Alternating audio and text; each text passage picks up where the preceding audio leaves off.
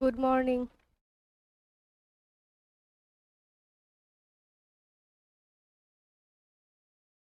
Join করো কিছুজন।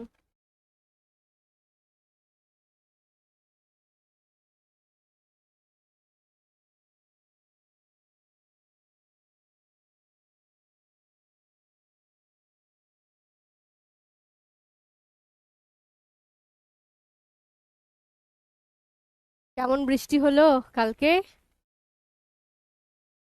বর্ষার দিনে ঘুম ভাঙলো ঠান্ডা ওয়েদারে?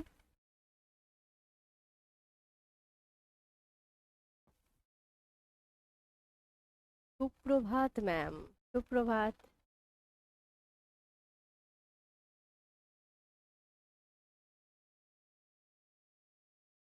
আবার একটা কঠিন সপ্তাহ পেরিয়ে এলাম ম্যাম, আপনার ক্লাস করতে। কেন কঠিন সপ্তাহ কেন? কি ছিল এই সপ্তাহতে? কঠিন কেন? এত কঠিন কঠোর সপ্তাহ তোমাদের আসছে কি করে?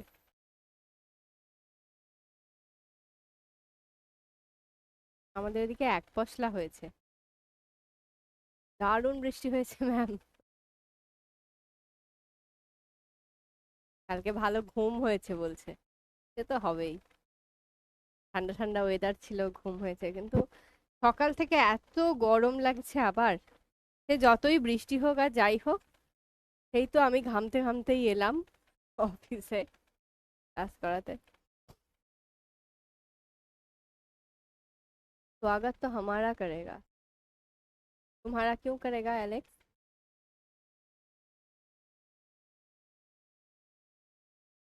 আজ চরম খুশি?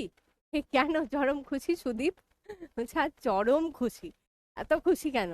আর একজন কে বললি আমাকে যে একটা কঠিন সপ্তাহ পার হয়ে এলাম?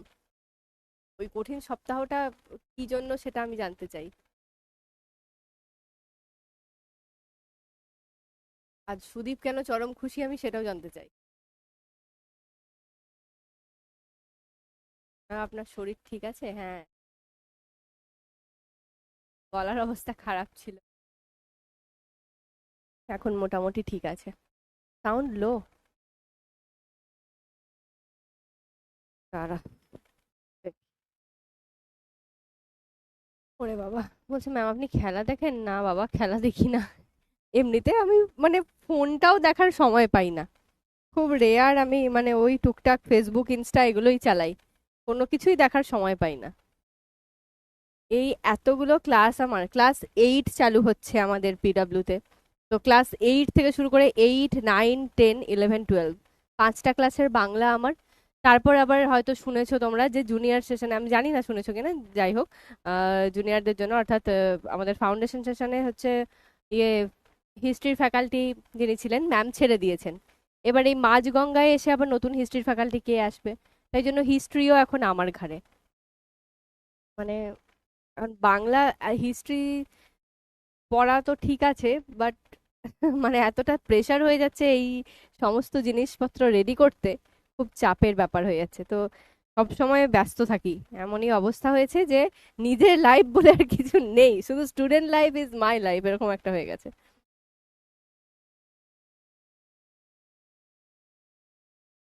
ঠিক আছে চলো, সাউন্ড ইজ ওকে নাও। ওকে, ঠিক আছে। আজকের ক্লাসটাও বেশ বড়। আহ আগের দিনে আমরা এই ভাষাবিজ্ঞানের শাখা প্রশাখা কিছুটা পড়েছিলাম, মনোবিজ্ঞান অবধি, মনোভাষা বিজ্ঞান যেটা আর কি, মনোভাষা বিজ্ঞানের মূল তথ্য অবধি আমরা পড়েছি, তাই তো? কিন্তু এবার আমরা যেটা পড়বো সেটা হচ্ছে মনোভাষা বিজ্ঞানের সাথে সম্পর্কযুক্ত আর কিছু কিছু জিনিস আছে, যেগুলো যেমন স্নায়ু ভাষা বিজ্ঞান। স্নায়ু ভাষা বিজ্ঞান পড়বো, তারপরে শৈলী বিজ্ঞান পড়বো, অভিধান পড়বো, ইত্যাদি বিষয়গুলো যেগুলো শেষের দিকে আছে সেগুলো পড়বো। হ্যাঁ, আরেকটা জিনিস বলি, আগের দিনে আমাকে কেউ কেউ বলছিলে যে ম্যাম বইয়ের সাথে আপনার লেখাগুলো মিলছে না, তো একটু অসুবিধা হচ্ছে। মানে বইয়ের লাইন বাই লাইন তো আমি নিয়ে আসিনি, ওটা নিজের মতো করে নোটস বানিয়ে নিয়ে এসেছিলাম। তো আজকেরটা আমি আবার বইয়ের মতোই নিয়ে এলাম, যে কারণ দেখছি যে যেহেতু তোমাদের এমসিকিউ, আমরা যখন পড়েছি আমাদের এসএকিউ বা একটু 2 নম্বরের কোয়েশ্চেন এরকমও হয়তো আমরা করেছি, বা 5 নম্বরের কোয়েশ্চেন অ্যাটেন্ড করেছি। তোমাদের তো নেই এবারে, শুধু এমসিকিউ। তো কোথাও কোথাও দেখছি কি যে বইয়েরই কোনো একটা লাইন তুলে দিচ্ছে, দিয়ে হয়তো সত্য মিথ্যা নির্বাচন করতে দিচ্ছে, কিংবা কোনো একটা কিছু জিজ্ঞেস করছে আর কি, এই সূত্রে এটা হবে কিনা। তো তখন আমি ভাবলাম যে না, তাহলে তো বইটাই লাইন বাই লাইন পড়ানো উচিত, কারণ বইয়ের লাইন বাই লাইন না পড়ালে তো ওখান থেকে ওই কোয়েশ্চেনটা এলে তখন বুঝতে পারবে না, তখন মনে হবে যে ম্যাম তো এটা পড়ায়নি, নোটসে তো এটা ছিল না, এরকম একটা কনফিউশন তৈরি হবে। তাই জন্য ভাবলাম ঠিক আছে, প্রথমে স্টেপটা যেটা আমরা সব মিলিয়ে পড়িয়েছি সেটা থাকলো, নেক্সট স্টেপটা বই অনুযায়ী পড়বো আমরা, যেহেতু সরকারি বই আছে। আচ্ছা, এখানেও তো সেমই টপিক, ভাষাবিজ্ঞান ও তার শাখা প্রশাখা।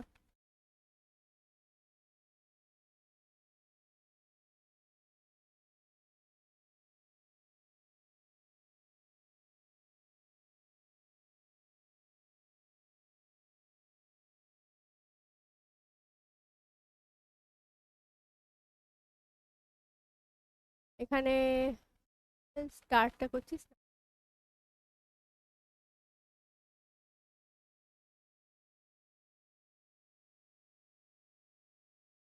স্নায়ু ভাষা বিজ্ঞান।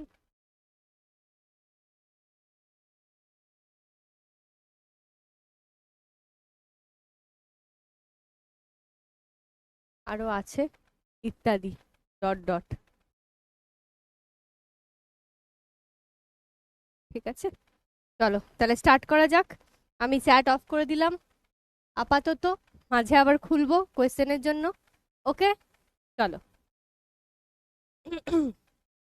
ফার্স্ট অফ অল, আমাদের মনোভাষা বিজ্ঞান যেটা ছিল, এটা মনোভাষা বিজ্ঞানের মেন ইয়ে নয়, কিন্তু মনোভাষা বিজ্ঞানের সাথে স্নায়ু ভাষা বিজ্ঞানটা কিভাবে জড়িত হলো সেই সম্বন্ধে কিছু কথা লেখা আছে, দেখবে তোমাদের বইয়েতে যেখান অবধি আমি লাস্ট পড়িয়েছিলাম, ওই যে বোধহয় ল্যাড অবধি আমি পড়িয়েছিলাম, তো ওখানটায় যে শেষ করেছি, তারপরে কিন্তু আমাদের এই জায়গাটা একটা স্টার্ট হচ্ছে যে মনোভাষা বিজ্ঞান শুধু ভাষা শিক্ষার নানা দিকেই আলো ফেলে না। মনোভাষা বিজ্ঞান যেটা মনের দিক থেকে বলেছিলাম, সেই জিনিসটা শুধুমাত্র যে ভাষা শিক্ষার দিক থেকে আলো ফেলে সেটা নয়, তার পাশাপাশি মানসিক পশ্চাৎপরতা, পশ্চাৎপরতা বলতে এটাকে ডিসঅর্ডার যেটা বলি আমরা, ঠিক আছে, যে মনের দিক থেকে যেটা সরাসরিভাবে কোনো একটা ভালো কিছু সঠিক নিয়মে হওয়া উচিত, ঠিক যেন সেই অর্ডারলি ব্যাপারটা হচ্ছে না, কিছু ডিসঅর্ডার আছে, ঠিক আছে, সেটাকে বলা হচ্ছে। তাহলে মানসিক পশ্চাৎপরতাও যে ভাষার ওপর কিভাবে প্রভাব ফেলে সে কথা আলোচনা করে। ভাষার সঙ্গে অঙ্গাঙ্গিভাবে জড়িয়ে থাকে স্মৃতি, বুদ্ধি, উদ্বিগ্নতার প্রণোদনা। তাহলে ভাষার সঙ্গে অঙ্গাঙ্গিভাবে কি জড়িয়ে থাকছে? স্মৃতি, যেটা আমাদের কোনো কিছুর স্মৃতি, বুঝতেই পারছি। বুদ্ধি, বেশ ম্যাম, বুদ্ধিও জানি। উদ্বিগ্নতা, কোনো কিছু বিষয়ে আমরা উদ্বিগ্ন, কোনো কিছু জানতে চাইছি, করতে চাইছি, উদ্বিগ্ন হয়ে উঠছি। আর বলছে প্রণোদনা।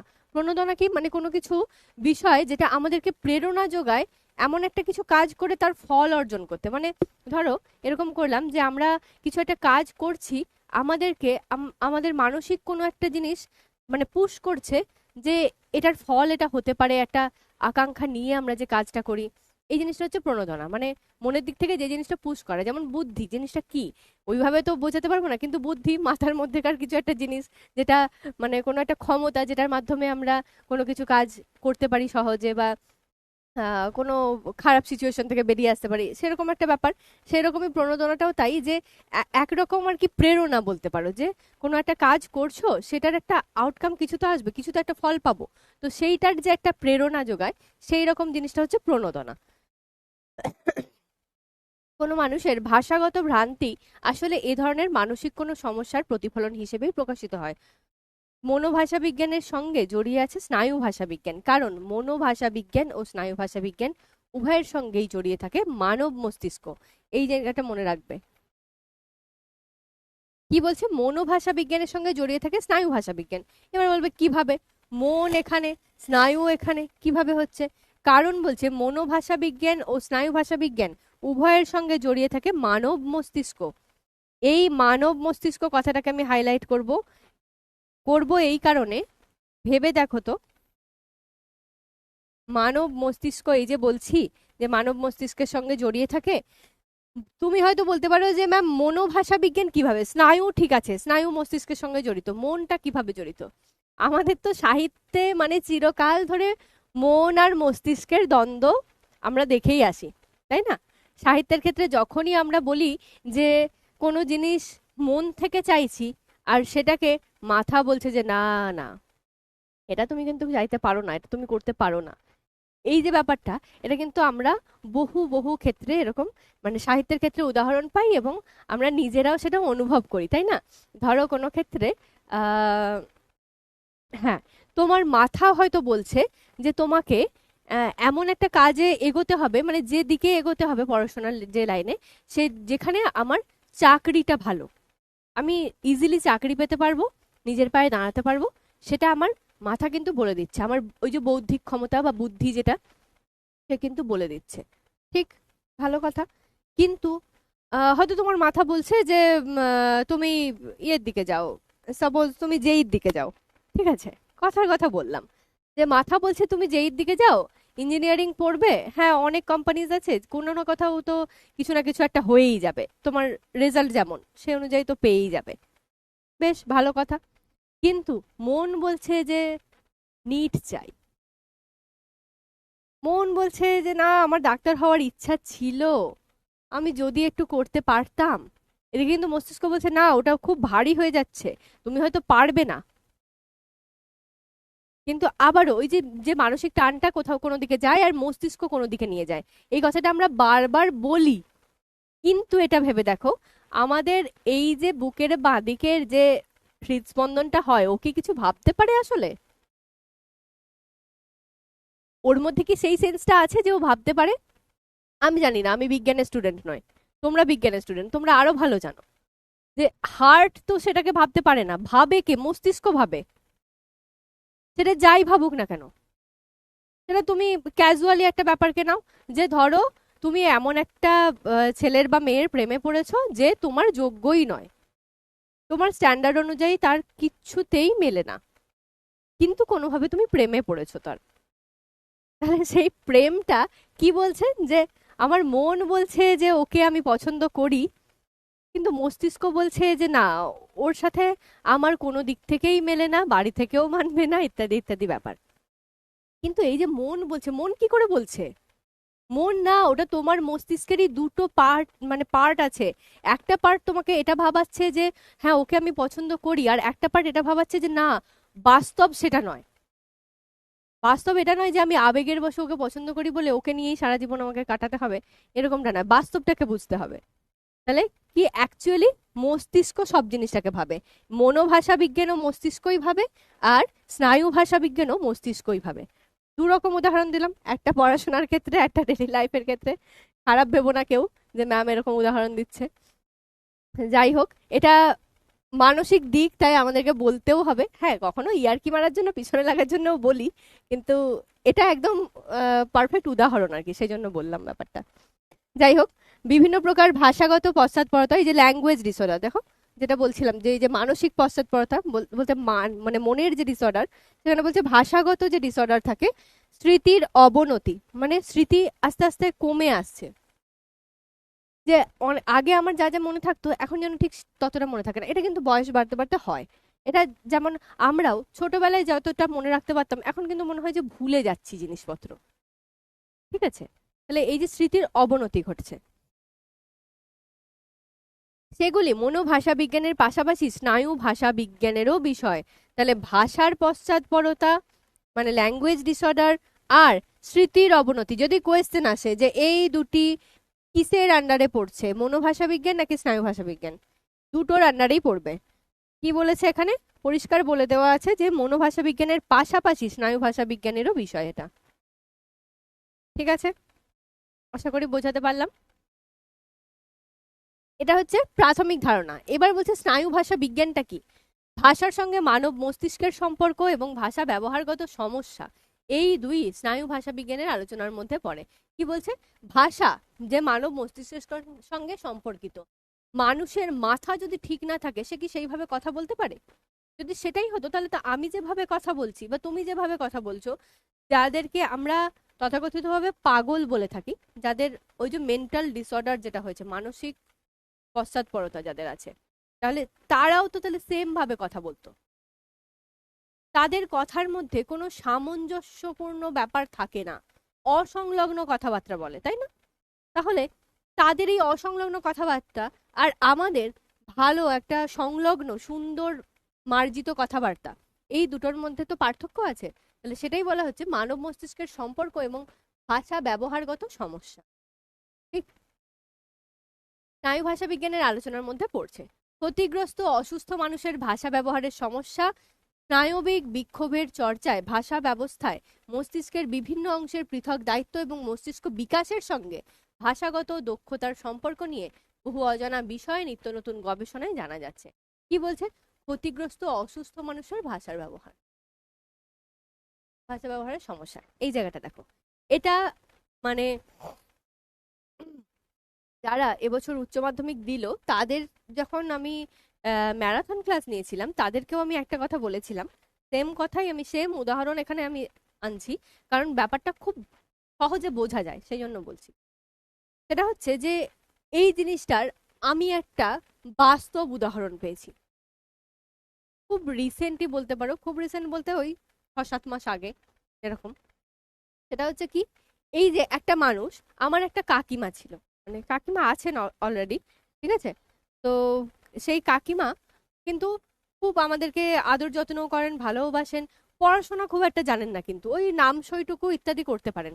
কিন্তু তিনি মানে এটা যে মানে তার যে মাথার যে কথাবার্তার যে ধরন, সেটা কিন্তু খুব ভালোই ছিল। মানে আমাদের ওখানে অ্যাকচুয়ালি গ্রামের দিক তো, তো এই যে খাবুনি যাবুনি করবুনি এইরকম কথাবার্তা অনেকেই বলে যারা পড়াশোনা ঠিকঠাক জানে না। কিন্তু কাকিমা সব সময় আমাদের সাথে একদম ভদ্রভাবেই ওরকম ভাবে আমাদেরকেও শেখাতো। আমরা হয়তো বাচ্চাবেলায় কখনো খেলতে খেলতে এরকম, হ্যাঁ আমি যাবনি, তুই যা, আমি খেলবো নি তোর সঙ্গে, এরকম করতাম। তখন কিন্তু কাকিমা এই একদম মায়ের মতো করে বলতেন যে ওরকম করে বলতে হয় না, না দিয়ে কথা বলো, এগুলো কি কুলিবাগদিদের মতো কথা, এরকম করে মানে আমাদেরকে ইয়ে করতেন। তো যাই হোক, এবার এই যে ব্যাপারটা, তিনি ওরকম ভাবে কথা বলতেন, খুব ভদ্রভাবে কথা বলতেন। এখন মানে 1 বছর হলো তার স্নায়ুর কিছু সমস্যা দেখা দিয়েছে, নার্ভের সমস্যার জন্য তিনি কিছুদিন হসপিটালাইজ ছিলেন। তারপরে এখন যে তিনি বাড়িতে এসেছেন, তারপরে কিন্তু তিনি আর ভালো করে কথা বলতে পারছেন না। ওই যে কথাটা আটকে আটকে তত তত করে করে একটা কথা হচ্ছে, কিংবা কখনো কখনো মানে কাউকে যে কি বলতে চাইছেন উনি, সেটা ঠিকঠাক বুঝে উঠতে পারছি না। উনি বলছেন কিন্তু শব্দগুলো এলোমেলো, পুরো মানে একটা যে বাক্য যেভাবে গঠিত হয় সেই বাক্যের স্ট্রাকচার ঠিক নেই, এইরকম অসংলগ্ন ব্যাপার হয়ে গেছে। তাহলে আমার নিজের চোখে দেখা এই যে উদাহরণটা, এটার সাথে আমি এটাতে এত মিল পাই, আর এটা অবশ্যই এটারই উদাহরণ। যে বলতে চাওয়া হচ্ছে যে ক্ষতিগ্রস্ত অসুস্থ মানুষের ভাষা ব্যবহার, মানে তিনি একটা সময় অসুস্থ হয়েছেন বলে তার ভাষার ব্যবহারটা কিন্তু চেঞ্জ হয়ে গেছে। তাহলে একটা মানুষের ভাষার ব্যবহারে, যেমন আমরা আগের দিনে কোডিং, এই কোডিং বলছি, ধুর কোডিং তো আজকে পড়বো, কি যেন পড়েছিলাম, ও কোড বদল, কোড বদল পড়েছিলাম। তো এই যে কোড বদল যখন পড়েছিলাম তখন কি বলেছিলাম, যে আমি যখন হুগলিতে বা কলকাতায় থাকছি তখন একরকম কথা বলছি, যখন মালদায় যাচ্ছি তখন অন্যরকম কথা বলছি। এটা আমার কোড সুইচ করছি, ওটা আমি নিজে থেকে করছি পরিবেশ পরিস্থিতি অনুযায়ী। আর স্নায়ু বিজ্ঞানটা কিন্তু সেটা নয়। স্নায়ু কি করছে, ও মস্তিষ্কটাকে এমন ভাবে আঘাত দিয়েছে বা কিছু একটা করেছে, যার কারণে কিন্তু ভাষাটা চেঞ্জ হয়ে যাচ্ছে। ওই মানুষটা কিন্তু আর পুরনো অবস্থায় ততদিন আসতে পারবে না যতদিন তার না ওই ব্যাপারটা ঠিক হচ্ছে, স্নায়ুর ব্যাপারটা। ঠিক, তাহলে সেই হচ্ছে ব্যাপার। অনেকটা মানে বাস্তবিক ব্যাপারটা বলতে গিয়ে অনেকটা সময় চলে যাচ্ছে, কিন্তু এটা না বললেও তোমাদের না মাথায় থাকবে না জিনিসগুলো, এত ভারী ভারী শব্দ দেওয়া আছে, মনে থাকবে না। স্নায়বিক বিক্ষোভের চর্চায় ভাষাবিজ্ঞানে, আচ্ছা হ্যাঁ, এবার বলছে যে এই যে ব্যাপারটা, এগুলো কি হয়, আমাদের মস্তিষ্কের নানা রকম মানে কি বলবো, এক একটা অংশ আছে, সেই অংশগুলো আলাদা আলাদা ভাবে কাজ করে। এবার বলছে পরোক্ষভাবে মস্তিষ্ক কিভাবে স্বাভাবিক পদ্ধতিতে ভাষার প্রয়োগ করে তাও বুঝতে পারা যায় স্নায়ু ভাষা বিজ্ঞানের দৌলতে।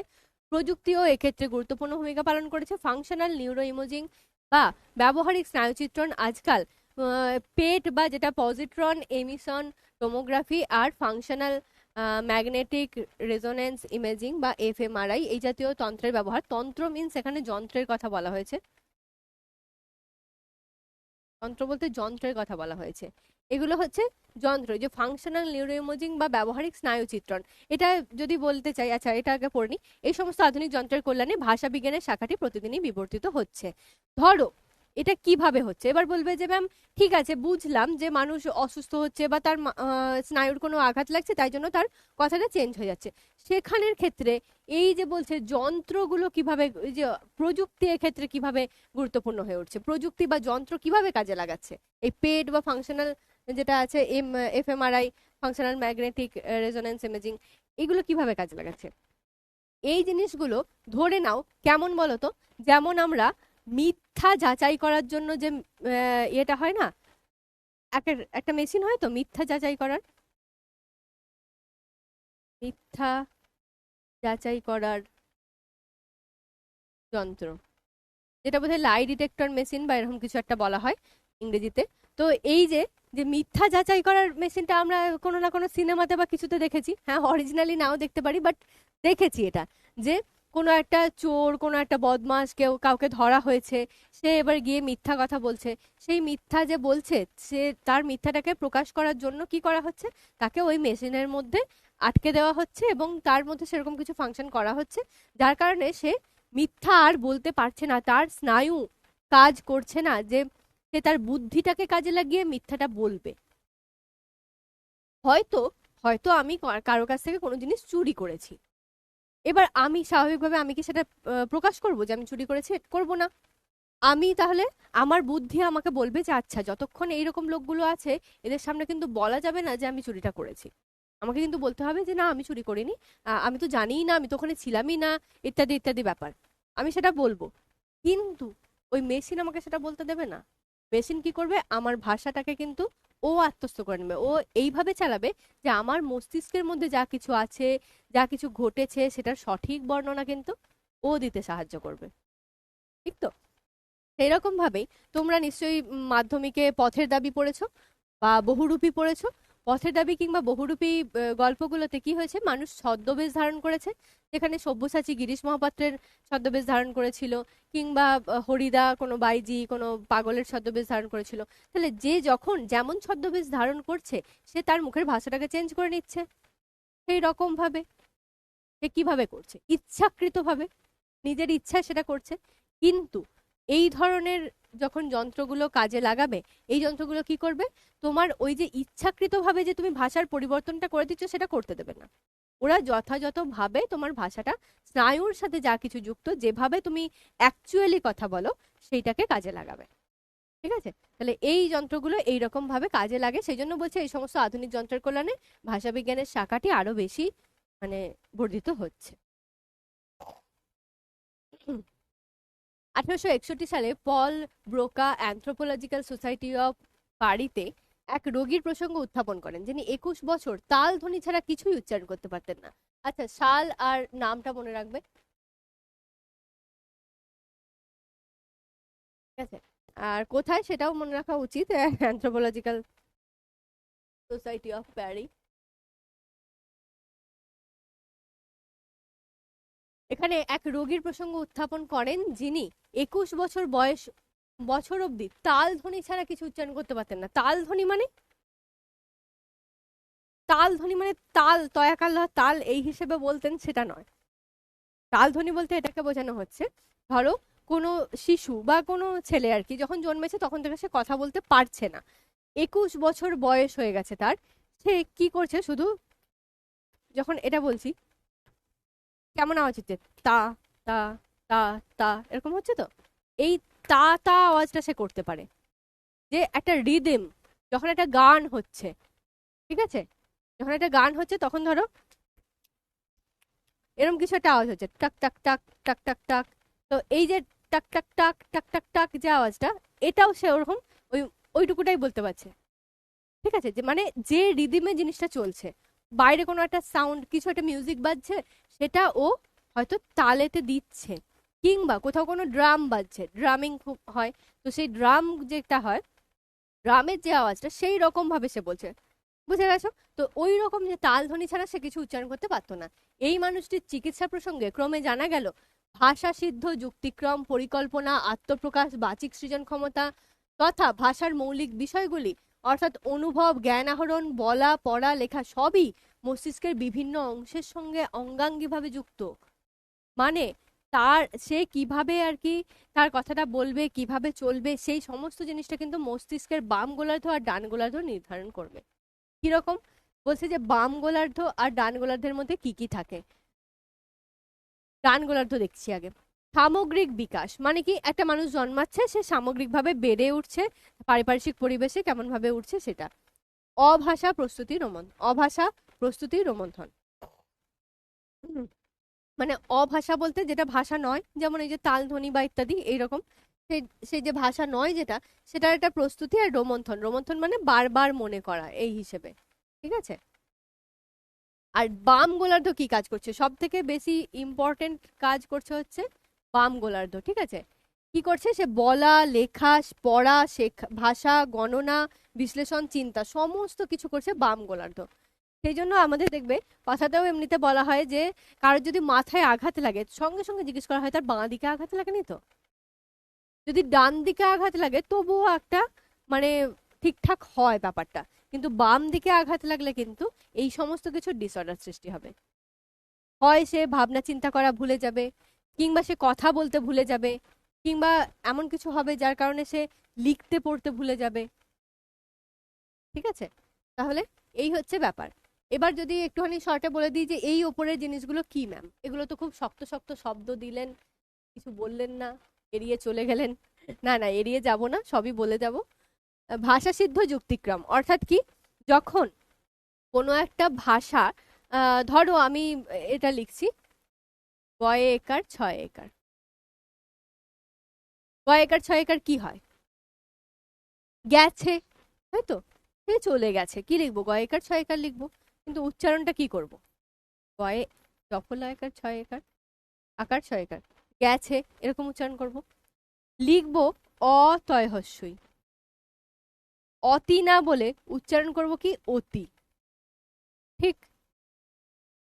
এই যে আমাদের উচ্চারণের ত্রুটি, বা যেটার অ্যাকচুয়ালি ভাষার সিদ্ধক্রম কোনটা, এটা যেটা আমরা লিখেছি সেটা, ঠিক। কিন্তু ভাষাবিজ্ঞান কি বলে? ভাষাবিজ্ঞান লেখাকে গুরুত্ব দেয় না, ভাষাবিজ্ঞান গুরুত্ব দেয় মুখের ভাষাকে। তাহলে তুমি গেছে লিখছো কি অতি অতি লিখছো আমার জানা দরকার নেই, আমরা উচ্চারণ করব গেছে আর অতি, ঠিক। এটাকে বলছে ভাষা মানে যুক্তি সিদ্ধক্রম। যেটা পরিকল্পনা, পরিকল্পনা কোনো কিছু মাথার মধ্যে পরিকল্পনা করা। আত্মপ্রকাশ, কিসের মাধ্যমে? কোনো কিছুর মাধ্যমে আমরা যখন নিজেকে প্রকাশিত করছি, আত্মপ্রকাশ। বাচিক সৃজন ক্ষমতা, বাচিক সৃজন ক্ষমতা বলতে ধরো যারা আবৃত্তি করে তাদের ক্ষেত্রে ভালো বুঝতে পারবে। বাচিক সৃজন ক্ষমতা কি? ধরে নাও তোমাদের কি কবিতা ছিল, কি আমার মনে পড়ছে না। আচ্ছা, ধরো সাম্যবাদী কবিতা, ঠিক আছে। সাম্যবাদী কবিতা, সেই কবিতাটা ধরো আমি আবৃত্তি করলাম এবং ব্রততী বন্দ্যোপাধ্যায় আবৃত্তি করলেন, ঠিক। তাহলে এই যে বাচিক সৃজন ক্ষমতা, অর্থাৎ বলার যে ভঙ্গি, তার যে সৃষ্টিশীলতা, সেটা কার ভালো হবে? অবশ্যই ব্রততী ম্যামের ভালো হবে, কারণ উনি ওইটারতে মানে শিক্ষিত, ওই ধারাতে তিনি বহুদিন ধরে প্র্যাকটিস আছেন, তার ওইটার মধ্যে সৃজন ক্ষমতাটা অনেকটা বেশি বেড়ে গেছে। সৃষ্টিশীলতাটা মানে বাচিক মানে বাচন ভঙ্গিগত, ঠিক আছে। বাচিক শিল্পী আমরা তাদেরকেই বলি যারা ওই যে কথা বলতে ভালো পারে, ঠিক আছে। তো সেই রকম আর কি, সেটা গেল বাচিক সৃজন ক্ষমতা। আর বাদ বাকি এগুলো তো জানো, কোনো কিছু অনুভব করা, জ্ঞান আহরণ, বলা, পড়া, শেখা ইত্যাদি। তাহলে এই গেল আমাদের দুটো গোলার্ধের ভাগ। এবার বলছে এই যে দুটো গোলার্ধের কথা আমরা পড়লাম, এই চিত্র থেকে বোঝা যাচ্ছে যে ভাষা ও সংযোগ স্থাপনে মস্তিষ্কের দুই গোলার্ধের ভূমিকা কতখানি, ঠিক আছে। বুঝলাম যে দুই গোলার্ধের ক্ষেত্রে ভাষা শিক্ষার ক্ষেত্রে কোনটা বেশি ইম্পর্টেন্ট, কোনটা ইম্পর্টেন্ট নয়, দুটোই আমাদের দরকার কি দরকার নয়, ইত্যাদি ইত্যাদি ব্যাপার। ওখানে দেখবে বইয়ে দু এক লাইন হয়তো ওরকমই কিছু কোয়েশ্চেন লেখা আছে, ওটা আমি বাদ দিয়ে দিয়েছি। যাই হোক, তারপর দেখো ওই প্যারাতেই দু এক লাইন পরে আছে, ভাষার সঙ্গে মানব জীবনের সম্পর্ক নির্ধারণ আজকাল গবেষণার বিশেষ বিষয় হয়ে উঠেছে। ভাষার সঙ্গে মানব জীবনের সম্পর্ক নির্ধারণ, ভাষা আর মানব জীবনের সম্পর্ক আজকাল গবেষণার বিষয় হয়ে উঠেছে। ভাষার সৃষ্টিতে, প্রয়োগে, সংযোগ স্থাপনে মস্তিষ্কের বাম গোলার্ধ বিশেষ ভূমিকা গ্রহণ করে। তাহলে ভাষা সৃষ্টি করব, ঠিক আছে। আমি কোনো একটা ভাষা জানি বা আমার প্রি নলেজ কিছু একটা আছে, সেটা থেকে আমি কিছু একটা সৃষ্টি করব, কিংবা হতে পারে নতুন কিছু সৃষ্টি করছি, সেটার প্রয়োগ করছি কোথাও, অথবা কোনো ব্যক্তির সঙ্গে বা যার হোক সঙ্গে আমি সংযোগ স্থাপন করছি। এই সমস্ত কিছু নির্ধারণ করবে কে? আমাদের বাম গোলার্ধ, যেটা একটু আগেই বললাম। 1 শতাব্দীরও বেশি সময় ধরে নানা ধারাবাহিক গবেষণায় মস্তিষ্কের একটি বিশেষ অঞ্চলের সঙ্গে ভাষার সম্পর্ক সুপ্রতিষ্ঠিত হয়েছে। যে শাখায় মানব শরীরে ভাষার প্রকৃতি ও গঠনগত অবস্থান নিয়ে আলোচনা করা হয় তাকে স্নায়ুবিজ্ঞান বলে। এটা দাগ দিয়ে দিচ্ছি, যদিও তোমাদের তো ওই গোটাটা মুখস্থ করতে হবে না, কিন্তু হয়তো শুদ্ধ অশুদ্ধ মানে সত্য অসত্য যেগুলো থাকে, এই গোটা লাইনটা দিয়ে দিল, দিয়ে এখানে স্নায়ু বিজ্ঞানের জায়গায় এটাকে মনোভাষা বিজ্ঞান করে দিল, কিংবা শৈলী ভাষা বিজ্ঞান করে দিল, শৈলী বিজ্ঞান করে দিল। তাহলে তখন তোমাদেরকে মনে রাখতে হবে যে না, এটার সাথে যেটা মানব শরীরের সাথে যে সম্পর্কযুক্ত সেটা হচ্ছে আমাদের স্নায়ু ভাষা বিজ্ঞান। স্নায়ু ভাষা বিজ্ঞান আসলে বৌদ্ধিক স্নায়ু ভাষা বিজ্ঞানেরই একটি শাখা বিশেষ। ওই যে বুদ্ধির চিন্তা, বুদ্ধি যা করবে সেই হিসেবে স্নায়ুটা কাজ করবে, সেই বৌদ্ধিক স্নায়ু ভাষা বিজ্ঞান তারই একটা শাখা বিশেষ। আজকের বিজ্ঞানীরা একমত যে মানুষের মস্তিষ্কের বাম গোলার্ধের সুনির্দিষ্ট স্নায়ুর গঠন ভাষা এবং কথার জন্য গুরুত্বপূর্ণ হয়। সেম জিনিস, এটা কিছু ইম্পর্টেন্ট নয়। ওই মেন হচ্ছে বাম গোলার্ধটা আমাদের ইম্পর্টেন্ট, সেটা মনে রাখতে হবে। আর বাম গোলার্ধের মধ্যে কি কি থাকছে, ডান গোলার্ধের মধ্যে কি কি থাকছে, এটা মাথায় রাখবে। ঠিক আছে।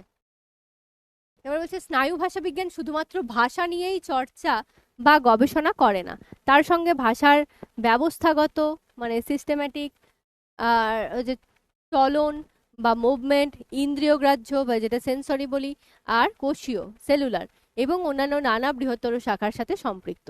এই স্নায়ু ভাষা বিজ্ঞানকে দুটি ভাগে ভাগ করা যেতে পারে। আচ্ছা, এবার বলি, এই স্নায়ু ভাষা বিজ্ঞানে যে যে জিনিসগুলো বলেছে এগুলো অনেকটাই বায়োলজির সাথে সংযুক্ত, তাই না? তো এবার বায়োলজিক্যাল ব্যাখ্যা ওইভাবে তো আমি বলতে পারছি না, বাট হ্যাঁ, যেটুকু ভাষার ক্ষেত্রে দরকার সেটুকু বলছি। যে যখন কোনো একটা ভাষার চর্চা বা গবেষণা করছি, কি বলছে, ভাষার ব্যবস্থাগত বা সিস্টেমেটিক, যে ভাষাটা কি হিসেবে হয়েছে, কোন সিস্টেমে ভাষাটা গঠিত। দেখো, ইংরেজি শব্দটা হলে আমরা ভালো বুঝতে পারছি যে এই ভাষাটার সিস্টেমটা কি। যেমন আমরা এটা পড়েছি না, যে আহ, আমি ভাত খাই, ঠিক আছে, আর আই ইট রাইস। তাহলে আমি ভাত খাই, দেখো প্রথমে আমি সাবজেক্ট রাখলাম ভার্ব, আর এটা হয়ে যাচ্ছে অবজেক্ট, অন্য কালিনী বোঝা যাচ্ছে না, সাবজেক্ট অবজেক্ট আর ভার্ব। আর ইংরেজিতে কি হয়? সাবজেক্ট ভার্ব অবজেক্ট, ঠিক তো? এস প্লাস ও প্লাস ভি বাংলায় হয়, আর এস প্লাস ভি প্লাস ও ইংরেজিতে হয়, তাই তো? এটার একটা স্ট্রাকচার আছে তো, ব্যাপারটার সিস্টেম আছে তো ভাষার কিছু, তো সেটা আমরা ফলো করছি কি করছি না সেটার একটা ব্যাপার। ইন্দ্রিয় গ্রাহ্যতা বা সেন্সরি, অর্থাৎ এখানে এই জিনিসগুলো যখন পড়বে তখন সব সময় বায়োলজির সাথে মিলিয়ে পড়বে, ঠিক আছে? তো কিভাবে পড়বো, যে যেমন বলছি যে সেন্সরি বলতে ইন্দ্রিয় গ্রাহ্য কোনো জিনিস, কোনো কিছু স্পর্শ করছি, কোনো কিছু দেখছি, কোনো কিছু শুনছি, এইরকম যা কিছু হচ্ছে সেইগুলোকে হচ্ছে আমাদের মস্তিষ্ক সেটাকে স্টোর করছে, সেটার মাধ্যমে আমরা ভাষায় প্রয়োগ করছি। আবার বলছে কোষীয় বা সেলুলার, মানে এবার কোষের ব্যাপারটা কিভাবে হয় আমি জানি না, কিন্তু হ্যাঁ, কোষের ক্ষেত্রে হয়তো কোষের যে বিভাজন হয় বা ইত্যাদি, সেই হিসেবে কোনো না কোনো কোনো কোনো মানুষের হয়তো ভাষার পরিবর্তন আসতে থাকে, ঠিক আছে? তো সেই হিসেবে বলা হচ্ছে যে কোষীয়। তো এই বিষয়গুলোকে নিয়ে কি করা হচ্ছে, একটা বলছে যে স্নায়ু ভাষা বিজ্ঞানকে এটা দুটো ভাগে ভাগ করছি। কি কি ভাগ করছি?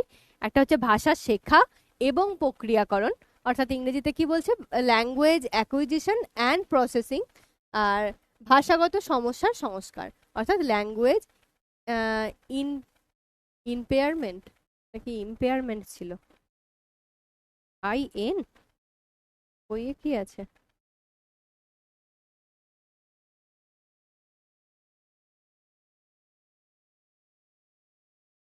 1 সেকেন্ড, ভুল হওয়ার থেকে একটু বইটা দেখি।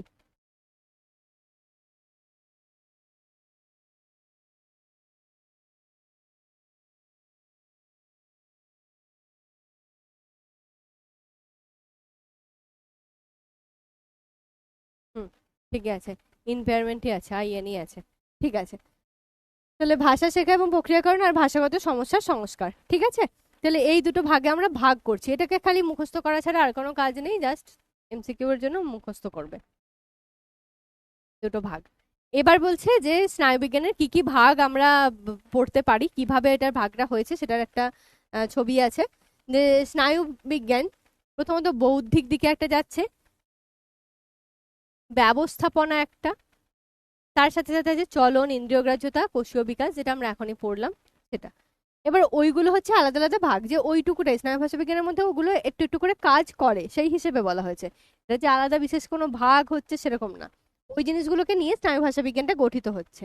এবার যে বৌদ্ধিক বিকাশটা আছে, বৌদ্ধিক বিকাশ যেটা স্নায়ু ভাষা বিজ্ঞানটাকে আমাদের সাহায্য করছে এগিয়ে যেতে বা আরো বিবর্তিত হতে। তো এই বৌদ্ধিকটা আবার কিভাবে হচ্ছে, এর বলছে যে দর্শন, শ্রবণ, মনোসংযোগ, স্মৃতি, এই সমস্ত ব্যাপারগুলোর সাথে সাথে স্নায়ু ভাষা বিজ্ঞানের গঠন করছে। সেটা হচ্ছে ভাষা শেখা এবং প্রক্রিয়াকরণ আর ভাষাগত সমস্যার সংস্করণ, যেটা এখানে পেলাম। তাহলে এইরকম একটা ভাগ দেওয়া আছে। এখান থেকে খুব একটা কোয়েশ্চেন আসে না, আসলে যেটুকু আসবে সেটা হচ্ছে যে এই বৌদ্ধিকের ব্যাপারটাই, যেটা যে স্নায়ু ভাষা বিজ্ঞানের আসল ভাগটা কি বৌদ্ধিক শাখা থেকে এসছে। স্নায়ু বিজ্ঞান যদি বলি তাহলে সেখান থেকে এসছে বৌদ্ধিক, আর বৌদ্ধিক থেকে এসছে স্নায়ু ভাষা বিজ্ঞান। ঠিক আছে, নেক্সট গেলাম। মস্তিষ্ক কিভাবে আমাদের ভাষা এবং কথার বিকাশে সাহায্য করে তা নিয়ে নানা গবেষণা আছে। মস্তিষ্ক ভাষায় এনকোডিং এবং ডিকোডিং নির্দিষ্ট পদ্ধতি মেনেই হয়। এ ব্যাপারে মস্তিষ্কের থ্যালামাস, বেসাল গ্যাংলিয়া ও ধূসর বস্তু মানে গ্রে ম্যাটার অঞ্চল বিশেষ ভূমিকা গ্রহণ করে। এটা ব্র্যাকেটে রাখা উচিত, ধূসর বস্তু অঞ্চল এটার বিশেষভাবে কাজ করে। কি বলছে যে মস্তিষ্কের মধ্যে ভাষা একটা এনকোডিং আর ডিকোডিং হয়। এনকোডিং ডিকোডিংটা কি সেটা আমি পরে যদিও নোট দিয়ে দিয়েছি এখানে, যে ভাষার ক্ষেত্রে এনকোডিং কি করছে, এমন একটা প্রক্রিয়া যেখানে ভাষা বা ডেটাকে একটি নির্দিষ্ট কোড বা সংকেত আকারে প্রকাশ করা হয়। অর্থাৎ যখন যারা কম্পিউটারের আর কি কোডিং করে তারা কি করে, ধরো ধরো তুমি অ্যামাজন কিংবা ফ্লিপকার্ট যাই হোক না কেন কোনো একটা অনলাইন সাইট খুলেছো। ঠিক আছে, অনলাইন সাইট খুলে সেখানে তুমি দেখতে পাচ্ছ যে একটা জিনিসের এত দাম ইত্যাদি ইত্যাদি ব্যাপার, এখানে একটা ছবি দেওয়া আছে, এখানে একটা দাম সম্বন্ধে কিছু লেখা আছে, অনেক কিছু তথ্য লেখা আছে, কিন্তু ওই যে তথ্যগুলো লেখা আছে ওটা হচ্ছে ভাষা। ঠিক, এবার এই যে পুরো যে ওয়েবসাইটটাকে যে ও তৈরি করেছে বা ওই পেজটাকে যে তৈরি করেছে তার জন্য কিছু কোড দিতে হয়েছে, কম্পিউটারে কোডিং করতে হয়েছে। ঠিক তো, যারা সফটওয়্যার ইঞ্জিনিয়াররা কোডিং করেন, ঠিক, তো সেই কোডিং এর মাধ্যমে তারা ওই ভাষাটাকে প্রকাশ করেছে। এটা হচ্ছে যে কোনো ভাষা তাহলে হয়ে গেল, একটা ভাষা হয়তো বলছি যে এটার দাম হলো 50 টাকা, সেটাকে একটা কোড ল্যাঙ্গুয়েজ ইউজ করে কিছু একটা বলা হয়েছে, সেটা হচ্ছে কোডিং। আর ডিকোডিং কি, ডিকোডিং হচ্ছে ভাষার মাধ্যমে কোনো সংকেত বা শব্দার্থকে ভেঙে মূল অর্থে আবার ফিরিয়ে আনা। তাহলে সেম ভাবে এনকোডিং আর ডিকোডিং, যখন কোডিং আমি করে দিয়েছি, এনকোড করে দিয়েছি, সেটাকে আবার ডিকোড করা মানে তার উল্টোটা করা, ওই কোডটাকে ভেঙে আবার নর্মাল যে ভাষা সেই ভাষাতে ফিরিয়ে আনা। ঠিক, তাহলে একটা কোনো ভাষা সেটাকে তুমি, এটা যদি ভাষা হয়, এই ভাষাটাকে কোডের মাধ্যমে যা কিছু আর কি বদল করছো সেটা হয়ে যাচ্ছে কোডিং বা এনকোডিং।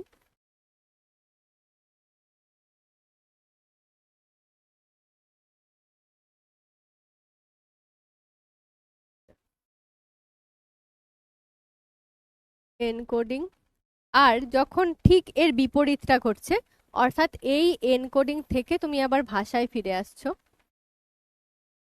সেটা হয়ে যাচ্ছে কি ডিকোডিং।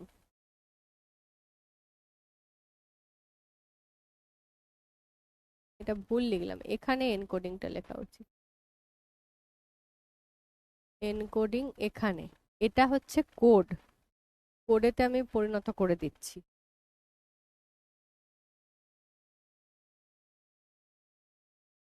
একটা আছে মূল ভাষা, একটা আছে কোড। যখন আমি ভাষাকে কোডে পরিণত করছি সেটা হচ্ছে এনকোডিং, যখন কোডকে আবার ভাষা নিয়ে চলে আসছি সেটা হয়ে যাচ্ছে ডিকোডিং। ঠিক আছে, হয়ে গেল। আচ্ছা, কোথায় গেল? হ্যাঁ, এবার বলছে যে এই ব্যাপারে মস্তিষ্কের থ্যালামাস আর বেসাল গ্যাংলিয়া আর ধূসর বস্তু এরা বিশেষ ভূমিকা গ্রহণ করে। থ্যালামাস বেসাল গ্যাংলিয়ার কি করে? এগুলো মস্তিষ্কের বিভিন্ন পার্ট, যারা কি বলছে যে থ্যালামাস বা বেসাল গ্যাংলিয়া তোমরা হয়তো পড়েছো, আমি জানি না, আমি জীবনে পড়িনি, আমি ভাষা বিজ্ঞানেতে এসেই পড়েছি। থ্যালামাস বেসাল গ্যাংলিয়া কি জিনিস আমি জানি না সঠিক অর্থে, বাট হ্যাঁ এটুকু জানি যে থ্যালামাস কি করে, যে আমাদের কোনো কিছুর সেটা যে কোনো রকম সেন্স হোক না কেন, সেন্সর যেটা বলি, যে কোনো কিছু স্পর্শ, কোনো গন্ধ, কোনো কিছু, সেটাকে মস্তিষ্কের মধ্যে ওটার ওই সংবেদনশীলতা যেটা হয় সেইটাকে চালনা করে। আর বেসাল গ্যাংলিয়া কি করে? ওই যে মস্তিষ্কের মধ্যে যে চালনা করলো সেটার মাধ্যমে এবার কোনো কিছুর চলন, কোনো কিছুর মানে কোনো গমন বা কোনো কোনো কিছুর চ্যুতি, এই সমস্ত কাজগুলো করে, বা অভ্যাস, কোনো কিছুর অভ্যাসও হতে পারে। ঠিক আছে, এই কাজগুলো করে। তার মানে কি করছে, একজন হচ্ছে একটা কিছুকে নিয়ে সেটার মানে ইয়েটাকে কি বলে, তার সংকেতটাকে মাথার মধ্যে পাঠাচ্ছে, আর অন্যজন কি করছে সেটাকে নিয়ে কাজে প্রকাশ করছে। ঠিক, তাহলে একটা জিনিস তুমি দেখতে পাচ্ছ, কিছু দেখা, ধরো তুমি দেখতে পাচ্ছ যে সামনে একটা বিশাল পাথর তোমার দিকে এগিয়ে আসছে, তোমার যে সেন্সটা হচ্ছে সেটা কি করছে, থ্যালামাস সেই সেন্সটা মস্তিষ্কে পাঠাচ্ছে। মস্তিষ্কে পাঠাচ্ছে কে? থ্যালামাস। আর এবার তুমি যে, এবার মস্তিষ্ক তোমাকে কি বলছে, মস্তিষ্ক থেকে তুমি হয়তো সেটা দেখে এবার পালিয়ে যাচ্ছ ছুটে, পালিয়ে যাওয়া বা দৌড় দেওয়া, এটা কি অ্যাকচুয়ালি একটা গমন, তো তোমার কোনো কিছুর গমন করছো। তাহলে এই যে তুমি ওই জায়গাটা ছেড়ে গমন করলে কোনো একটা জায়গায়, সেটা তোমার কে কাজ করছে? বেসাল গ্যাংলিয়া কাজ করছে।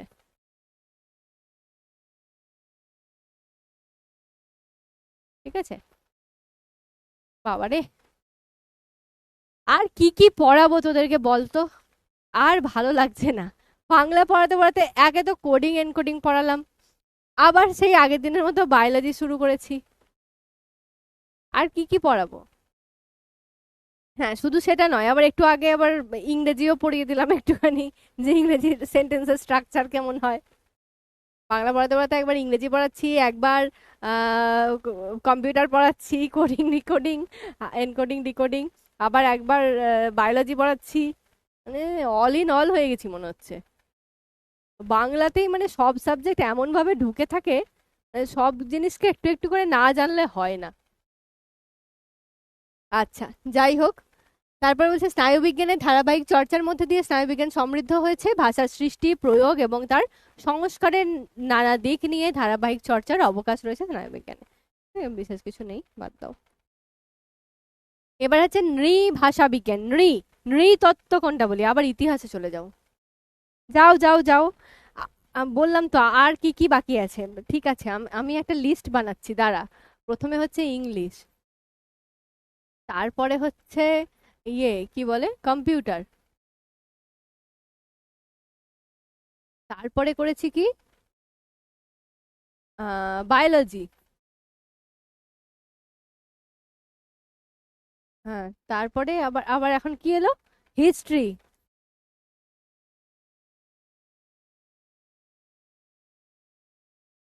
আর কিছু বাকি আছে, হ্যাঁ ভূগোলটা বাকি আছে, এরপরে যদি আর কিছু আসে তাহলে আমি ভূগোলটাও পড়িয়ে দেবো, চিন্তা করিস না। নৃভাষা বিজ্ঞান, ভাষার উৎপত্তি ভাষা বিজ্ঞানীদের কাছে আজও রহস্যে ঢাকা। মানুষের বিবর্তনের বিভিন্ন ধাপের সঙ্গে সঙ্গে ভাষার উৎপত্তি ও তার বিবর্তন ঘটেছে। এই যে ইতিহাস, মানুষের বিবর্তনের বিভিন্ন ধাপের সঙ্গে সঙ্গে ভাষার উৎপত্তি ও তার বিবর্তন ঘটেছে। ঠিক, ভাষার গঠনের সঙ্গে সমাজ ও সংস্কৃতির যোগ আছে সামাজিক সংস্কার বিশ্বাসের সঙ্গেও। প্রতিটি সভ্যতা তাদের নিজেদের মতো করে ব্যবহার্য জিনিসকে চিহ্নিত করে। লাইনটা দাগ দেবে, কোথায় গেল? প্রতিটি সভ্যতা তাদের নিজেদের মতো করে ব্যবহার্য জিনিসকে চিহ্নিত করে, এর ফলে ভাষার মধ্যে সৃষ্টি হয় নানা বৈচিত্র্য।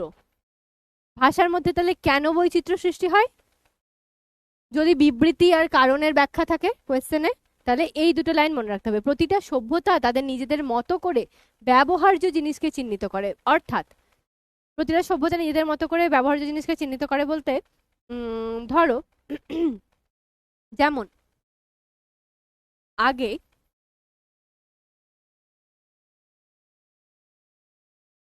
সন্দেশ মানে কি ছিল? সন্দেশ ইজ ইকুয়াল টু ছিল বার্তা বা খবর, তাই তো? রাজরাজাদের সময় কি বলা হতো? মন্ত্রী, কি সন্দেশ এসেছে? মন্ত্রী কি বলতো, স্যার পকেট ভরা জল ভরা সন্দেশ এসেছে? নিশ্চয়ই নয়।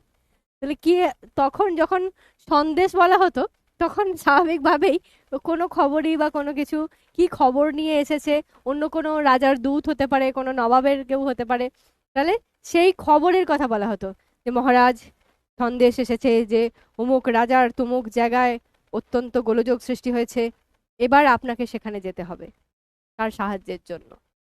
বেশ। আর এখন যদি আমি বলি মা সন্দেশ এসেছে, মা কি বলবে? দেখিস সবগুলো আবার খেয়ে নিস না, ভাইয়ের জন্য দুটো রাখিস। এবার এই সন্দেশ সেই সন্দেশ নয়। আমি যদি এবার বলি যে আমি তো ওটা বলতে চাইনি, আমি তো বলেছিলাম সন্দেশ এসেছে মানে কোনো একটা খবর এসেছে, মা বলবে তোকে কে বেশি পাকামি করতে বলেছে? এটা আবার কেমন কথা যে সন্দেশ এসেছে? তো খবর এসেছে খবরই বলবি, অত সন্দেশ এসেছে বলার কি দরকার? তাহলে এখন আমরা সন্দেশ বলতে পার্টিকুলার একটা মিষ্টিকে বোঝাই, তাই তো? এক প্রকার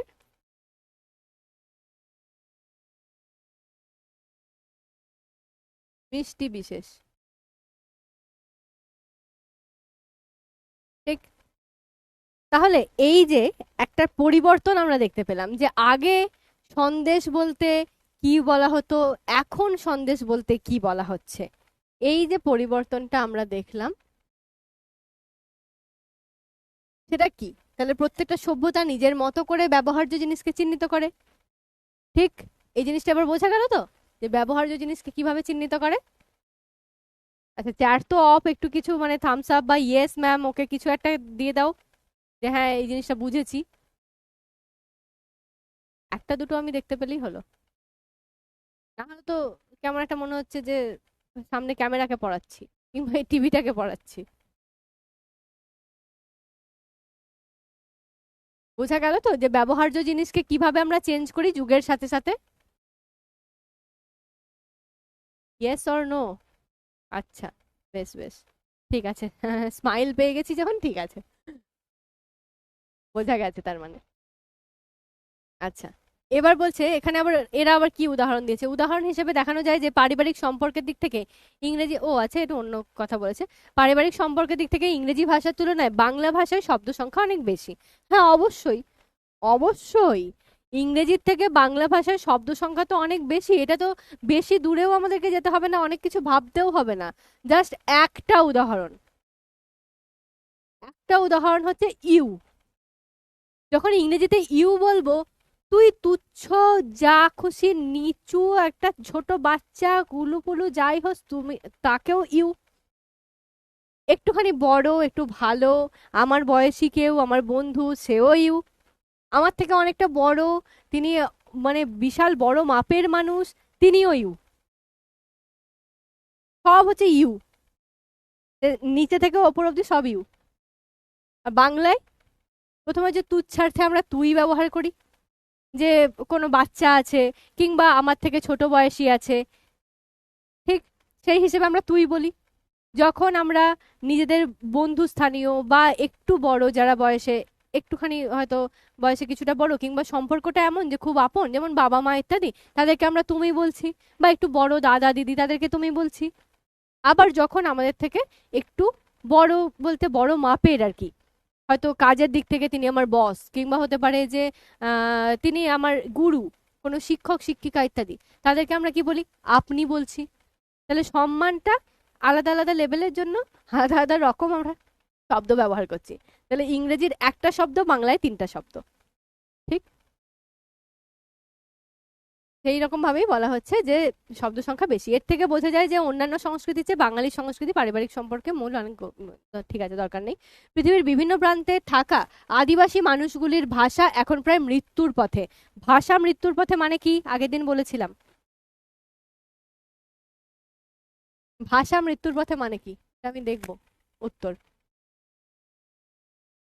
আদিবাসী মানুষদের ভাষা এখন মৃত্যুর পথে, খুবই ইজি ব্যাপার, কিন্তু তাও আমি জানতে চাই।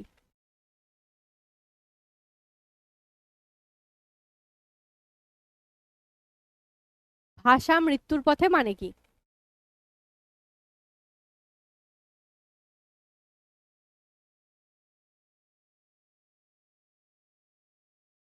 কই রে, ক্লিয়ার ম্যাম, ঠিক আছে বুঝলাম, কিন্তু ভাষা মৃত্যুর পথে মানিয়ে কি, মানে কি? হারিয়ে যাচ্ছে, ল্যাঙ্গুয়েজ খতম, tata bye bye. Tata bye bye দিয়ে দে, ল্যাঙ্গুয়েজ খতম যখন। বিলুপ্ত হচ্ছে বা লুপ্ত হচ্ছে, হ্যাঁ বেশ, ঠিক ঠিক, ঠিক আছে। ধ্বংসের পথে, ওই ধ্বংস, ধ্বংসটা না বলে অন্য কিছু বলার কথাই তো বলছি আমি। হারিয়ে যাচ্ছে বা বিলুপ্ত হচ্ছে, বেশ, হারিয়ে যাচ্ছে বা বিলুপ্ত হচ্ছে। তাহলে সেই ভাষাগুলো এখন বিলুপ্ত হয়ে যাচ্ছে বা হারিয়ে যাচ্ছে, ওদের ভাষাটাই লিখে দিই।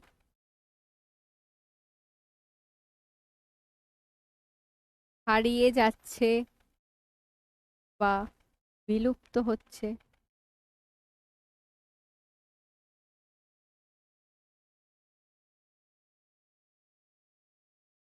ভাষার মৃত্যুর সঙ্গে সঙ্গেই হারিয়ে যাবে সংশ্লিষ্ট আদিবাসী গোষ্ঠীর বিভিন্ন লোককথা, ছড়া, ধাঁধা। আমরা এগুলো বোধহয় পড়বো, লোককথা, ছড়া, ধাঁধা আমাদের পাঠ্য আছে সম্ভবত। তো এই যে লোককথা, ছড়া, ধাঁধা যেগুলো আছে, সেইগুলো আমাদের কিন্তু এই ভাষার মৃত্যুর সাথে সাথে তো হারিয়ে যাবে, স্বাভাবিক ব্যাপার। বিভিন্ন সংস্কার, তার সভ্যতার বিশাল জগৎটি। আচ্ছা, এইসব আদিবাসী ভাষাকে সংরক্ষণ করে রাখা আসলে ভাষার মাধ্যমে তাদের সভ্যতাকেই সংরক্ষণ করে রাখা।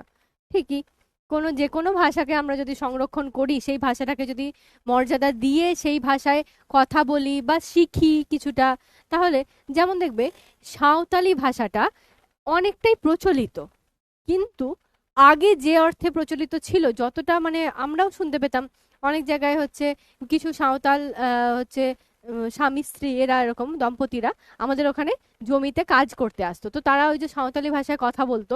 এটা আগে আমি যতটা প্রচলিত দেখেছি, এখন কিন্তু আর দেখতে পাই না। ছোটবেলায় আমরা শুনতাম, সব মায়েরা বলতো যে আমরা বলতাম যে ওরা কি ভাষায় কথা বলছে, বাংলার মতো, কিন্তু যেন মাঝে মধ্যে কোনো কোনো শব্দ কিছু বুঝতে পারছি না, কেমন একটা লাগছে। ঠিক আছে, ওরা সাঁওতালি ভাষায় কথা বলছে, তাহলে ওদের ভাষাটা কোথায় গেল? নেই সেটা বলছি না, সাঁওতালি ভাষা অনেক অংশেই আছে, এখন গুরুত্বও দেওয়া হচ্ছে। তো সাঁওতালির মতোই আরো তো অনেক ইয়ে আছে, যেমন গারো আছে বা হচ্ছে মুন্ডা আছে, এরকম যে গোষ্ঠীগুলো, তাদের ভাষাগুলোকে তো আমাদের একটুখানি হলেও মানে সম্মান দেওয়া বা তাদের ভাষাগুলোকে তুলে আনা উচিত। নইলে তো তারা আস্তে আস্তে করে তারাও এই আমাদের কলকাতার ভাষা বা হয়তো যেটা সাধারণ আর কি, মানুষ যেভাবে কথা বলে, সাধারণ বাংলা বা রাঢ়ী বাংলা, সেই বাংলাতে কথা বলতে বলতে আস্তে আস্তে হয়তো তারা তাদেরটাই ভুলে গেল। তাহলে ওই ভাষায় যে ছড়া ছিল, যে ধাঁধা ছিল, মজার কোনো গল্প ছিল, সেগুলো আস্তে আস্তে বিলুপ্ত হয়ে যাবে। নেক্সট, পৃথিবীতে এমন অনেক ভাষা আছে যাদের কোনো লিপি নেই। ভাষা আছে, মুখে বলছি, কিন্তু তাদের কোনো লিপি নেই। সেই সব ভাষাও যে আলোচনা এবং বিশ্লেষণের দাবি রাখে, তা ভাষাবিজ্ঞান বুঝতে পেরেছেন নৃতত্ত্বের সংস্পর্শে এসে। তাহলে যখন সে নৃতত্ত্ব নিয়ে কাজ করেছে, তখন বুঝতে পেরেছে আচ্ছা, এই ভাষাগুলোর লিখিত কোনো রূপ নেই, কিন্তু আমাদেরকে তাদেরকে একটু গুরুত্ব দিতে হবে, কারণ সেগুলো মুখের ভাষা। পৃথিবীর এই আদিম জনজাতির ভাষার বিশ্লেষণে ভাষাবিজ্ঞান মনোযোগ দিয়েছে 20 শতকের প্রথম দিক থেকে। হ্যাঁ, কখন থেকে ভাষাবিজ্ঞান মনোযোগ দিয়েছে, এটা কোয়েশ্চেন হিসেবে মনে রাখবে, 20 শতকের প্রথম দিক থেকে। ভাষায় তথ্য সংগ্রহ, বিচার বিশ্লেষণ তখন থেকে গুরুত্ব পেতে থাকে। এর ফলে ভাষাবিজ্ঞানের পরিধি বিস্তার লাভ করে এবং ভাষাবিজ্ঞানীদের কাছে নতুন দিগন্ত উন্মোচিত হয়। নৃতত্ত্বের সঙ্গে মেলবন্ধনের ফলেই ভাষাবিজ্ঞানীরা বুঝতে পেরেছেন যে কোনো ভাষা উন্নত বা অনুন্নত, মিষ্টি বা কর্কশ, এই যে এই জায়গাটা দেখে নাও, কোনো ভাষা, যে কোনো ভাষাই বলে না কেন, উন্নত অনুন্নত, মিষ্টি বা কর্কশ, এই ধারণা সম্পূর্ণ ভুল। সব ভাষাই সমান গুরুত্বপূর্ণ। তার মানে কি, এই যে বলছি যে আমরা খুব একটা শুদ্ধ ভালো ভাষায় একদম বাংলা, শুদ্ধ বাংলাতে আমরা কথা বলছি, তার মানে আমাদের বাংলাটা হচ্ছে বেস্ট। আর যারা ওই কোনো উপভাষা হিসেবে কথা বলছে, কিংবা যাদের অন্য কোনো গোষ্ঠীর ভাষা যারা কথা বলছে, বাংলার কাছাকাছি কিন্তু ঠিক বাংলা নয়, অথবা হতে পারে বাংলা কিন্তু তার একটুখানি চেঞ্জ আছে কিছু একটা, সেগুলোকে আমরা গুরুত্ব দিচ্ছি না। কি ভাষায় কথা বলছিস তুই? যেমন কোনো জায়গায় আমরা দেখি যে কোনো মিস্ত্রি বা যারা এরকম কাজ টাজ করতে আসে, তারা কি বলে, কই রে, কোনঠে গেলি রে, কই রে কোনঠে গেলি রে, মানে কই রে কোথায় গেলি রে, এরকম করে ডাক দেয়। তাহলে এই যে কই রে কোনঠে গেলি রে, আমরা যদি বলি হ্যাঁ, এ আবার কেমন করে কথা বলছে, কোথাকার আজব এরা। হ্যাঁ, একটু ভালো করে কথা বলতে পারো না তোমরা? কোনটা গেলি রে আবার কি কথা, ভালো করে বলো যে কি রে কোথায় গেলি রে, একটু ভদ্র হও। এটা বলা যাবে না, কারণ ও ওর মতো ল্যাঙ্গুয়েজে কথা বলছে, ওর লোকাল ল্যাঙ্গুয়েজ যেটা সেই ল্যাঙ্গুয়েজেও কথা বলছে। আর সেই ল্যাঙ্গুয়েজ কখনোই এই যে কর্কশ কিংবা অনুন্নত আমরা বলতে পারি না।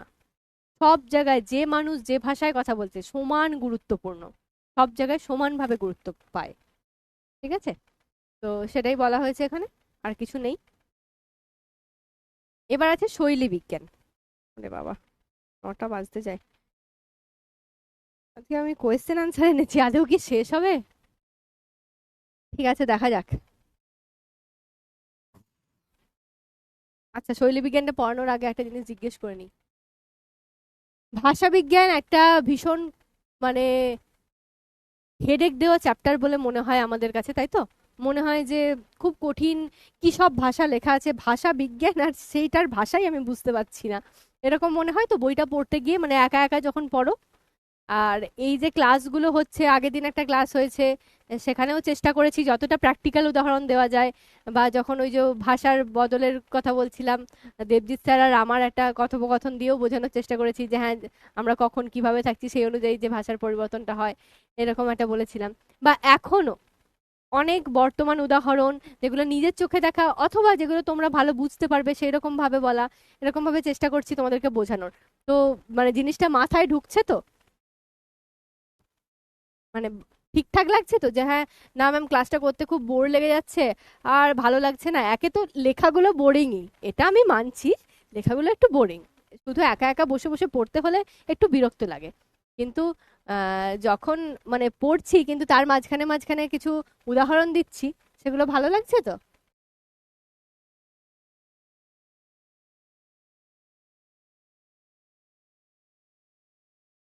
কি বলছে তাহলে ম্যাম, একে অপরের সাথে সংযোগ স্থাপন হবে কি করে? মানে সংযোগ স্থাপন কি করে হবে, ভাষার মাধ্যমে হবে। হ্যাঁ ম্যাম, এখন ভালো লাগছে, মানে আগে পড়েছে আর ভালো লাগেনি। পারভেজ বলছে এখন ভালো লাগছে ম্যাম। বেশ। হ্যাঁ ম্যাডাম, হ্যাঁ ম্যাম, দারুণ লাগছে। ইয়েস ম্যাম, ভালো লাগছে। আপনার বোঝানো অনেকটা unique. Okay, thank you so much. হ্যাঁ, চেষ্টা করি একটু মানে নিজের মতো করে বোঝানোর। আসলে কি বলতো, যখন মানে চেষ্টা করি এটা যে আমি নিজে যখন পড়ি বা পড়েছি আগে, এগুলো পড়া জিনিস তো, আগে যখন পড়েছি তখন কি প্রথম প্রথম আমারও মাথায় ঢুকতো না। যখন আমি ছোটবেলায় পড়েছি সেই কথা বলছি, স্বাভাবিক, আমাদেরকেও কেউ না কেউ বুঝিয়েছে। হ্যাঁ, আমার বাবাও শিক্ষক, তো আমি বলেছি তোমাদেরকে, বাবাও বাংলা শিক্ষক, তো বাবাই আমাকে বোঝাতেন বাংলা, অবশ্যই। ঠিক আছে, কিন্তু কোনো কোনো ক্ষেত্রে হয় না যে বাবা খুব আর কি পুঁথিগত উদাহরণ যেটা হয় সেই রকম দিচ্ছেন, কিছু কিছু ক্ষেত্রে খুব সুন্দর উদাহরণ দিচ্ছেন, কিন্তু কিছু কিছু ক্ষেত্রে এমন উদাহরণ দিলেন আমার ঠিক মনে থাকছে না। তখন আমি নিজে খুঁজি যে আচ্ছা এটার সাথে কি দিলে, মানে কোন উদাহরণটা দিলে আমার মনে থাকবে ব্যাপারটা। ওই যে কিছু কিছু মানে মনে রাখার ট্রিক্স টাইপের থাকে না, সেই রকম আর কি, যে ভাবতে থাকি যে কি ভাবলে এটা আমি নিজে থেকে বুঝতে পারবো ব্যাপারটা। তো তখন ওইরকম ভাবতে ভাবতে আর কি যেগুলো মনে হয় সেগুলো কোনো সময় শর্ট নোট হিসেবে লিখে রাখতাম, যে আচ্ছা এটার সাথে আমি এটা মিলিয়ে বলতে পারি।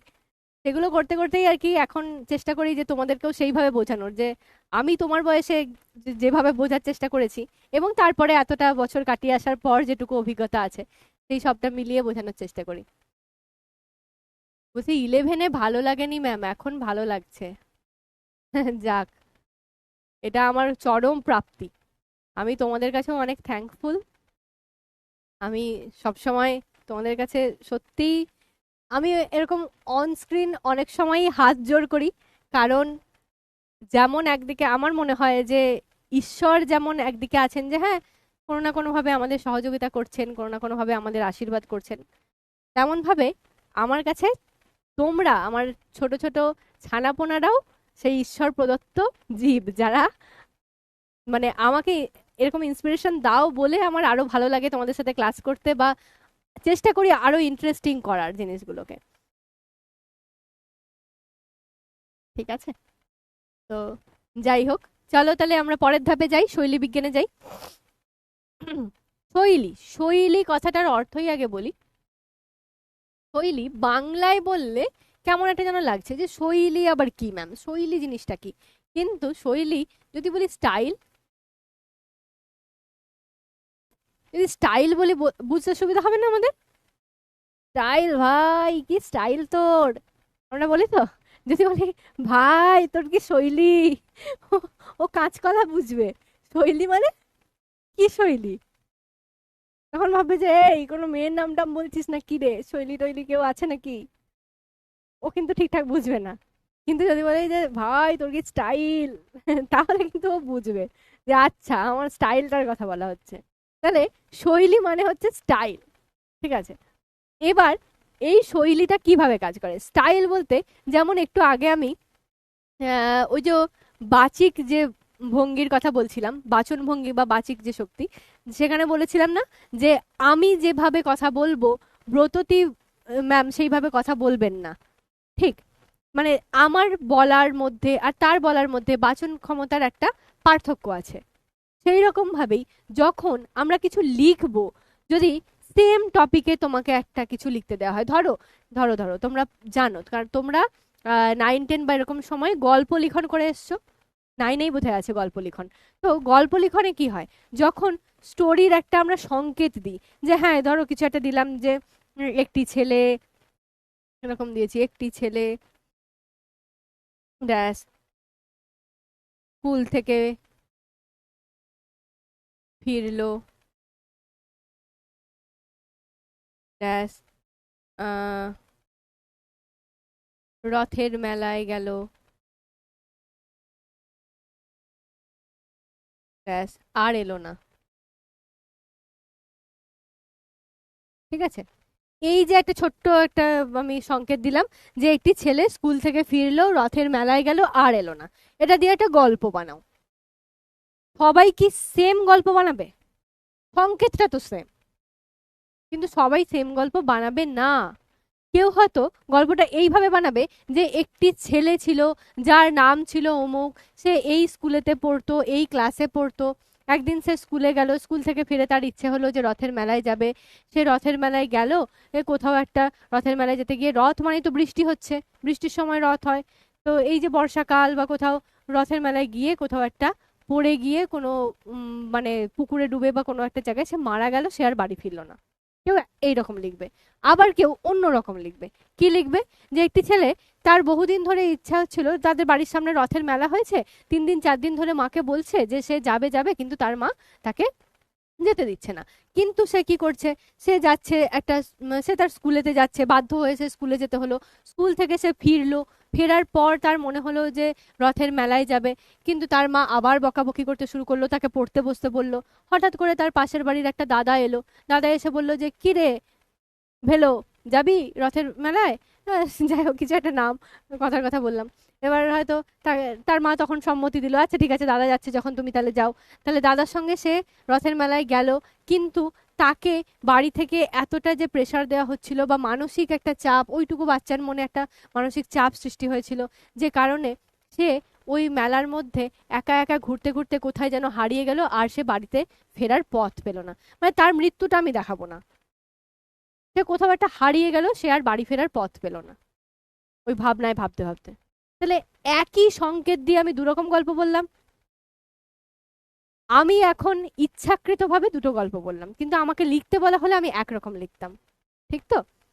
সেই রকমই যে দুটো আমি পার্ট বললাম, সেই রকম দুটো পার্টেতে তোমরা দুজন হয়তো লিখছো, কাউকে না কাউকে আমি হয়তো বলেছি লিখতে, সে দুরকম ভাবে লিখছে। তার মানে কি, শৈলীটা চেঞ্জ হয়ে যাচ্ছে, তার ভাবনা, তার লেখা এবং লেখার ধরনের মধ্যেও যখন দেখবে যে শব্দগুলো এমন ব্যবহার করছি, কেউ এরকম ব্যবহার করছি যে খুব প্যাথেটিক লাগছে, প্রথম থেকেই গল্পটা খুব প্যাথেটিক লাগছে, যে মনটা খারাপ খারাপ করছে বাচ্চাটার জন্য।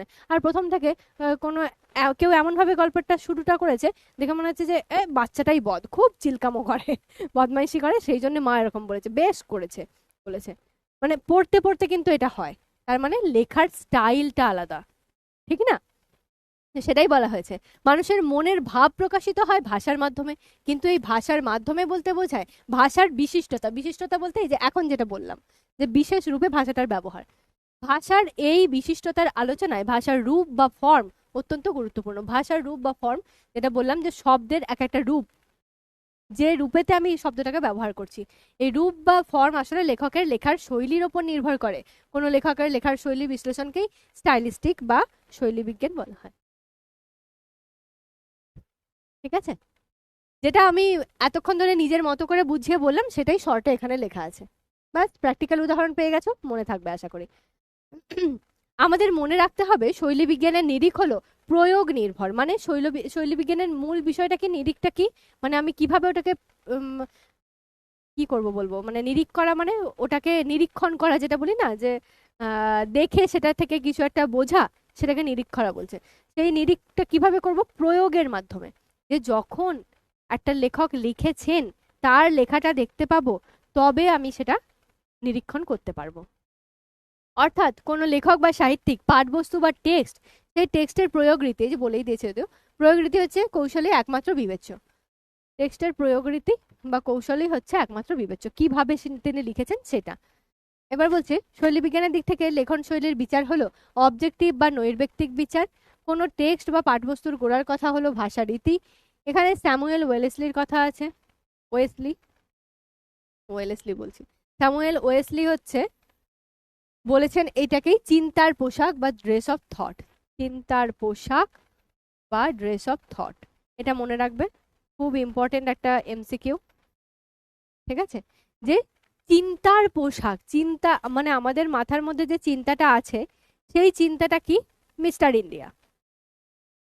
সেই চিন্তাটা মিস্টার ইন্ডিয়া তো নাকি, মানে তাকে তো আমরা দেখতে পাই না। এবার যদি মিস্টার ইন্ডিয়ার ওপর কোনো কাপড় পরিয়ে দেওয়া হয়, তাহলে সেই কাপড়টাকে দেখা যাবে, তার স্ট্রাকচারটাকে বোঝা যাবে। চিন্তাটাকে আমি দেখতে পাচ্ছি না, কিন্তু চিন্তার যে পোশাকটা পরিয়ে দিচ্ছি, পোশাকটাকে বুঝতে পারছি। মাথায় যদি একটা টুপি দিয়ে দিই, তাহলে টুপির পরে যে মস্তিষ্কটা আছে, একটা যদি কোট দিয়ে দিই সেখানে যে তার শরীরটা আছে, একটা যদি প্যান্ট দিয়ে দিই প্যান্টটা যে তার পায়ের দিকটা আছে, তাহলে আগা থেকে মানে গোড়া থেকে আগা সমস্ত দিকটা আমরা বুঝতে পারছি পোশাকের মাধ্যমে।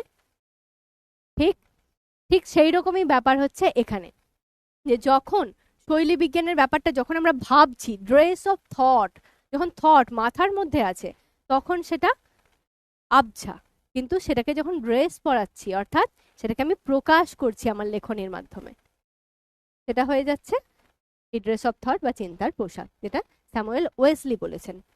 ওকে, এর মানে কোনো একজন লেখক তার চিন্তা ভাবনাকে যেভাবে সাজিয়ে ভাষার মধ্যে প্রকাশ করেন, বলে দিয়েছি অলরেডি।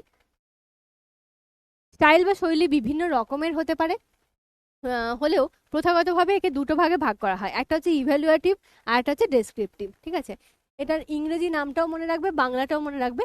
ইভ্যালুয়েটিভ বা মূল্যায়ন ভিত্তিক, আর দ্বিতীয়টা হচ্ছে ডেসক্রিপটিভ বা বর্ণনামূলক। কি বলছে, যে ইভ্যালুয়েট করা বা কোনো কিছুর মূল্যায়ন করা। মূল্যায়ন আমরা কখন করি, যখন বলি যে এই সৌরভ আর রাকিবের মধ্যে কে বেশি নাম্বার পেয়েছে। মূল্যায়নটা তো এইভাবে হচ্ছে যে সৌরভ আর রাকিবের মধ্যে কে বেশি নম্বরটা পেয়েছে। আমি দেখলাম যে আচ্ছা সৌরভ বেশি নম্বর পেয়েছে, কিন্তু আমি তো ভেবেছিলাম রাকিব বেশি পাবে, রাকিবের আমি ইয়েটা দেখেছিলাম বেশি, মানে ক্লাস পারফরমেন্সটা ভালো ছিল। কিন্তু ক্লাস পারফরমেন্সটা ভালো থাকলেও আপাতত মূল্যায়ন করে দেখতে পাচ্ছি যে সৌরভ ভালো পেয়েছে, দুজনের মধ্যে তুলনা করছি। ঠিক, আর একটা জিনিস কি, হয়তো দেখছি যে আর একটা হচ্ছে ডেসক্রিপটিভ বা বর্ণনামূলক। বর্ণনামূলকের ক্ষেত্রে যেটা হয় সেটা হচ্ছে, ধরো রাকিব, সে আমি হয়তো বাংলায় দেখতে পেয়েছি যে সৌরভ ভালো পেয়েছে, কিন্তু যখন রাকিবেরই বাংলার সাথে আমি ফিজিক্সটাকে তুলনা করে দেখছি, যে দেখি তো ও বেটা ফিজিক্সে কত পেয়েছে, ওরে বাবা, ফিজিক্সে 100-এ 100! বাংলাতে যেখানে আমি ভেবেছিলাম 95 মতো পাবে, সেখানে হয়তো 90 হয়ে গেছে, কিন্তু ও ফিজিক্সে 100-এ 100 পেয়েছে। তাহলে কি, রাকিবেরই দুটো সাবজেক্টের সাথে আমি তুলনা করলাম। ঠিক সেম জিনিস হচ্ছে এখানে। কিরকম হচ্ছে, যখন আমি ইভ্যালুয়েটিভ বা মূল্যায়ন ভিত্তিক করছি, তখন দুটো লেখকের মধ্যে তুলনা করব। যেমন বলছে কি, প্রথমটির দ্বারা অর্থাৎ ইভ্যালুয়েটিভের দ্বারা কি করছে, বঙ্কিমচন্দ্রের লেখনীর সঙ্গে রবীন্দ্রনাথের লেখন শৈলীর পার্থক্য নিরূপণ করা হচ্ছে। বঙ্কিমচন্দ্র যেভাবে লেখেন, বঙ্কিমচন্দ্রের বিড়াল পড়েছো তোমরা? তাহলে বিড়াল যেভাবে লেখা আছে, আর রবীন্দ্রনাথের ছুটি গল্প যদি পড়ি কিংবা কোনো অন্য প্রবন্ধও যদি পড়ি, তাহলে সেইভাবে কি লেখা আছে? লেখার স্টাইলটা তো সম্পূর্ণ আলাদা। বঙ্কিমচন্দ্র যেভাবে লেখেন তার স্টাইল সম্পূর্ণ আলাদা, রবীন্দ্রনাথ যেভাবে লেখেন তার স্টাইল সম্পূর্ণ আলাদা। সেটা আমি কিভাবে করব? ওই যে রাকিব আর সৌরভকে যে তুলনা করলাম সেইভাবে করব, মানে মূল্যায়ন করব তাদের দুজনের মধ্যে। আর দ্বিতীয়টির সাহায্যে কি, রবীন্দ্রনাথেরই চোখের বালি উপন্যাস আর শেষের কবিতা উপন্যাস। শেষের কবিতা মানে নামই দিয়েছেন কবিতা, অর্থাৎ কি তার মধ্যে ভাবনামূলক ব্যাপারটা বেশি আছে, বেশি মানে ভাবের ঘোরে বেশি কথা, কিংবা সেটার মাধ্যমে অন্য কিছুকে বলা, যেমন কবিতার মধ্যে হয়ে থাকে, সেটা বেশি আছে। কিন্তু চোখের বালিতে যা আছে সামাজিক ক্ষেত্রে যেমন ভাবে বলার সেইভাবে বলা আছে। তাহলে তার দুটো লেখার মধ্যে পার্থক্য আছে। এটা কে বর্ণনা করবে? সেটা হচ্ছে বর্ণনামূলক। ঠিক, তাহলে দুটো জিনিস বোঝা গেল এখানে। তাহলে এটা হচ্ছে 1 আর এইটা হচ্ছে 2, দুরকম মনে রাখবে। হয়ে গেল। এবার একটা নাম পাবো আমরা, ফেদিনা দা শ্বশুর। আরে শ্বশুর নয়, মানে ওই যে যাকে পছন্দ করো তার বাবার কথা বলছি না আমি, এটা হচ্ছে ফেদিনা দা শ্বশুর। ঠিক আছে, এটা একজন ভাষা বিজ্ঞানী, ফেদিনান্দ দা শ্বশুর, বা এটা ফার্দিনান্দ দা শ্বশুর এরকমও বলা হয়। ফার্দিনান্দ, সেটাকেও ফেদিনা এরকম উচ্চারণ করা হয় চন্দ্রবিন্দু দিয়ে। ভাষার নানা উপাদান যেমন ধ্বনি, রূপ, শব্দাংশ, বাক্য ইত্যাদি বিভিন্ন জিনিস, তাদের পরস্পরের মধ্যে সম্পর্কের মূল সংবিধি, ভাষার বিভিন্ন উপাদান, উপাদানগুলির পারস্পরিক সম্পর্কের জালবিন্যাসকে নাম দিয়েছেন লাং। কি বলছেন? ভাষার মধ্যে নানা উপাদান আছে। এই লাং আর পারল এই দুটোও কিন্তু কোয়েশ্চেন হিসেবে খুব ইম্পর্টেন্ট। ভাষার মধ্যে নানান উপাদান থাকে, সেই উপাদানগুলো কি? ধ্বনি, রূপ, শব্দ, বাক্য ইত্যাদি। এদের মধ্যে যে পারস্পরিক সম্পর্ক আছে, মূল সংবিধি মানে মূল যে একটা বিধান মেনে তারা যে চলছে, যে ভাষা কোনটা, এই ধ্বনি কোনটা, রূপ কোনটা, কোথায় কিভাবে ব্যবহৃত হচ্ছে, তার যে বিধান। বিভিন্ন ভাষার উপাদান, উপাদানগুলির মধ্যে পারস্পরিক জাল বিন্যাস, সেটার নাম দিয়েছেন লাং। ঠিক আছে, এবার বলছেন পারল কি। আর পারল হচ্ছে সেই সংবিধিকে মান্য করে ভাষা ব্যবহারের উপাদান নির্বাচন ও প্রতিস্থাপনের মধ্যে দিয়ে নিজস্ব একটি বিন্যাস, স্পষ্ট ও প্রকট বাচন ক্রিয়া। অর্থাৎ কি বলা হচ্ছে, যে ধরো এটা বুঝতে একটু অসুবিধা হতে পারে, মানে এমন ভাবেই লেখা আছে জিনিসগুলো, আমি বুঝতে পারি না। যারা লেখে তারা তো একটু সহজ করে লিখতে পারে জিনিসগুলো, যাতে বাচ্চাগুলো নিজেরা পড়ে বুঝতে পারে। সত্যি এমনই লেখে। যাই হোক, কি বলতে চাইছে, যে প্রথমটা লাং, যেটা দেখো, ধরো আমি একটা বাক্য কিছু লিখছি। ধরো আমি লিখলাম, আমার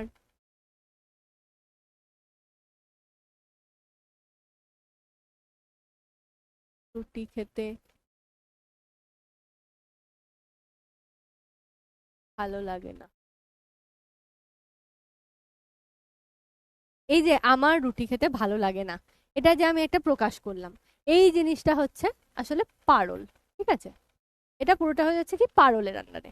যে আমি আমার এই ভাষার মধ্যে যা কিছু উপাদান আছে, সে ধ্বনি থাক, রূপ থাক, অন্য কিছু গোটা জিনিস থাক, বাক্য থাক, এই যে জিনিসটা আমি বললাম, এবার এটা এটা ধরো শুধু একটা লাইন নয়, আরো হয়তো 2-3টে লাইন আমি কিছু বললাম, যে ইত্যাদি ইত্যাদি ব্যাপার। তো সেই জিনিসটাকে যখন আমি প্রকাশ করছি, সেটা হচ্ছে পারল। ঠিক, যা উপাদান আছে সেগুলোকে নিয়ে নিজের মতো করে আমি সেটাকে প্রকাশ করলাম, এটা হয়ে গেল পারল। আর তাহলে লাং কি হচ্ছে? লাং হচ্ছে এখানের মধ্যে কোনটা ধ্বনি আছে, কোনটা রূপ আছে, কোনটা শব্দাংশ আছে, এখানের মধ্যে যদি কোনো অব্যয় থাকে, কোনো ক্রিয়া থাকে, কোনো কিছুর মানে মূল কোনো বিষয় থাকে, সেগুলো মানে খুঁটিয়ে দেখা, সেটা হচ্ছে লাং। তাদের মধ্যে যে সম্পর্ক, অর্থাৎ এই যে আমার সাথে রুটি খাওয়ার যে সম্পর্ক বা ভালো না লাগার যে সম্পর্ক, এই যে একে অপরের সঙ্গে সম্পর্ক যুক্ত যে ব্যাপারগুলো, সেটাকে বলা হচ্ছে লাং। ঠিক। আর এখানে কি বলেছে যে এদের নিজস্ব একটি বিন্যাসের স্পষ্ট আর প্রকট বাচন ক্রিয়া, অর্থাৎ যা বিন্যাস করছি তার মধ্যে দিয়ে স্পষ্টভাবে কোনো কিছু প্রকটিত হচ্ছে, মানে প্রকাশিত হচ্ছে। এই বহু বিন্যাসের সম্ভাবনার মধ্যে একটি সম্ভাবনাকে বেছে নেওয়া, এটাই শৈলীর গোড়ার কথা। এই অর্থে শৈলীর বিষয়টি পারলের এখতিয়ারেই চলে আসে। এই জিনিসটা মনে রাখবে। তাহলে শৈলী বিজ্ঞান বা শৈলীর বিষয়টি কিসের আন্ডারে আসছে? পারলের আন্ডারে আসছে। এখতিয়ারে বলতে এটার আন্ডারে,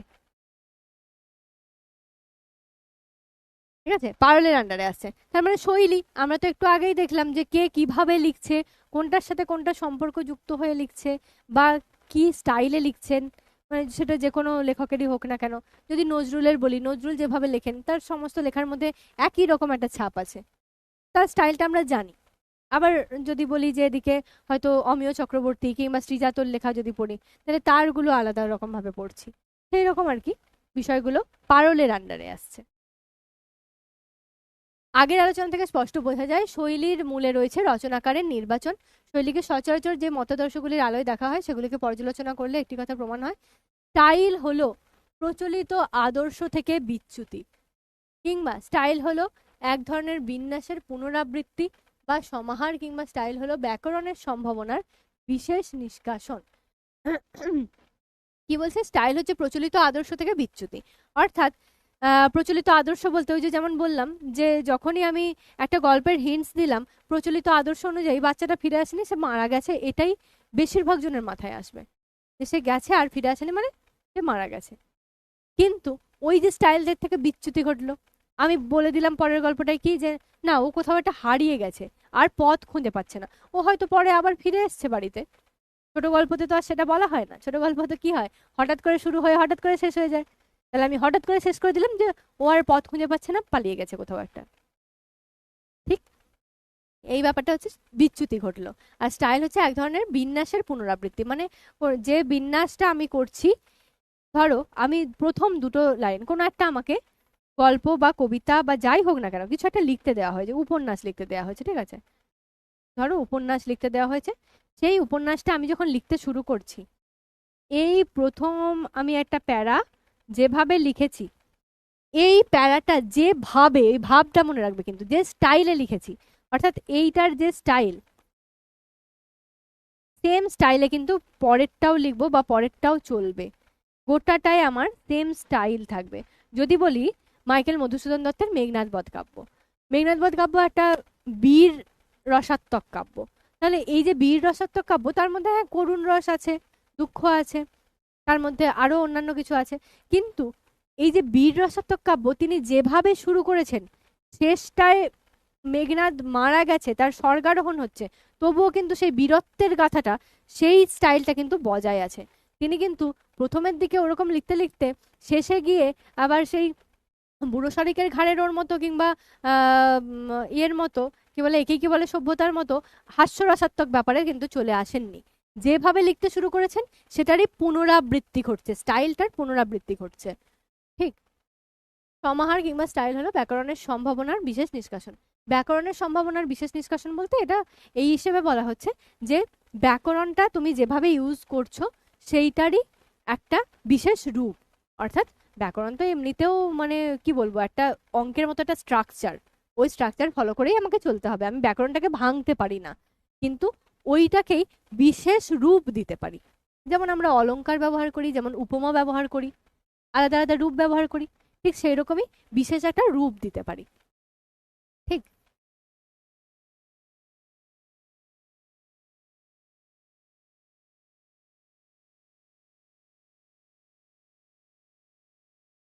আচ্ছা, এবার বলছে উক্তিগুলির মধ্যে সর্বত্রই রচয়িতা নির্বাচনের প্রক্রিয়াটির গুরুত্বকে স্বীকৃতি দেওয়া হয়েছে। এই মুহূর্তে রচনার পরিণামী প্রতিক্রিয়া সম্বন্ধে রচনা, আচ্ছা হ্যাঁ এখানটা দেখতে হবে, যে মুহূর্তে রচনার পরিণামী প্রতিক্রিয়া সম্বন্ধে, অর্থাৎ আমি একটা রচনা লিখছি তার প্রতিক্রিয়াটা কেমন হতে পারে সেই সম্বন্ধে সচেতনতা তৈরি হয়, তখনই এসে পড়ে নির্বাচনের প্রসঙ্গ।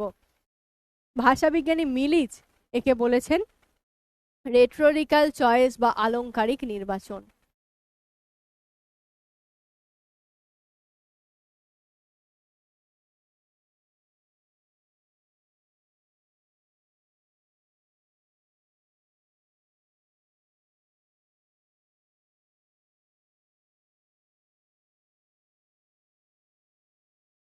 ওকে, আর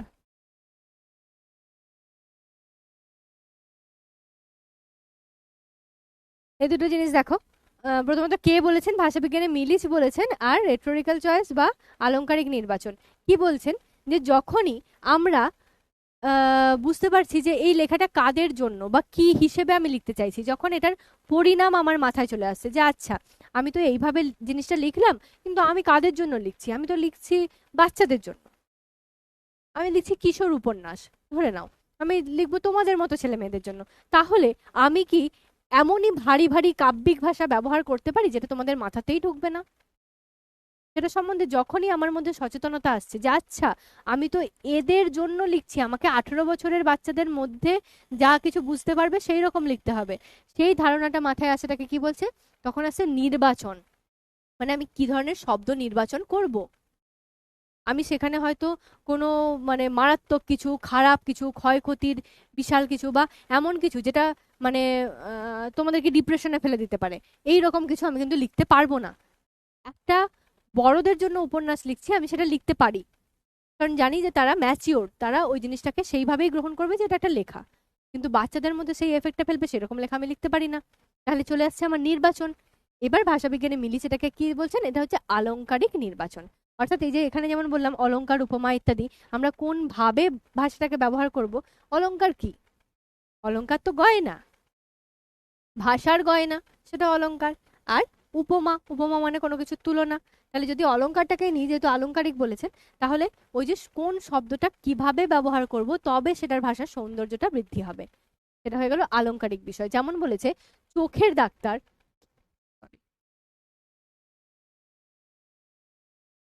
চোখের ডাক্তার আর অক্ষি চিকিৎসক শব্দ দুটি হুবহু সমার্থক নয়।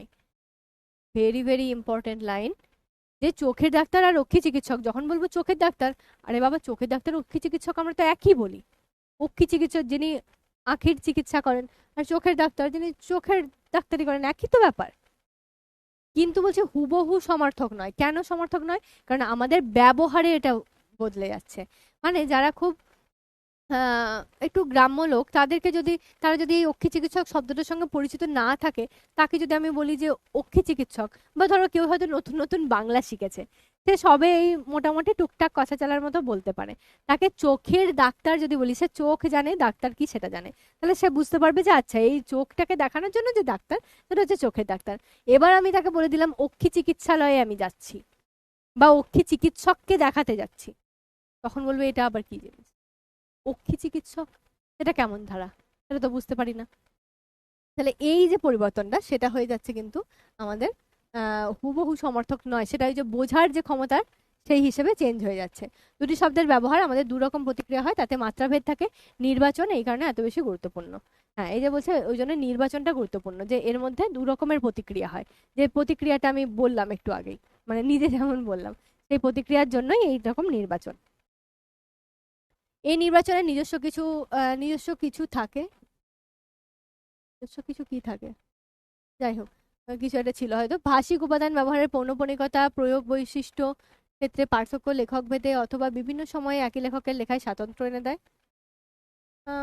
এখানটা খুব একটা ইম্পর্টেন্ট নয়, ঠিক আছে, এখানটাকে মোটামুটি একটুখানি দেখে নেবে, খুব একটা ইম্পর্টেন্ট নয়।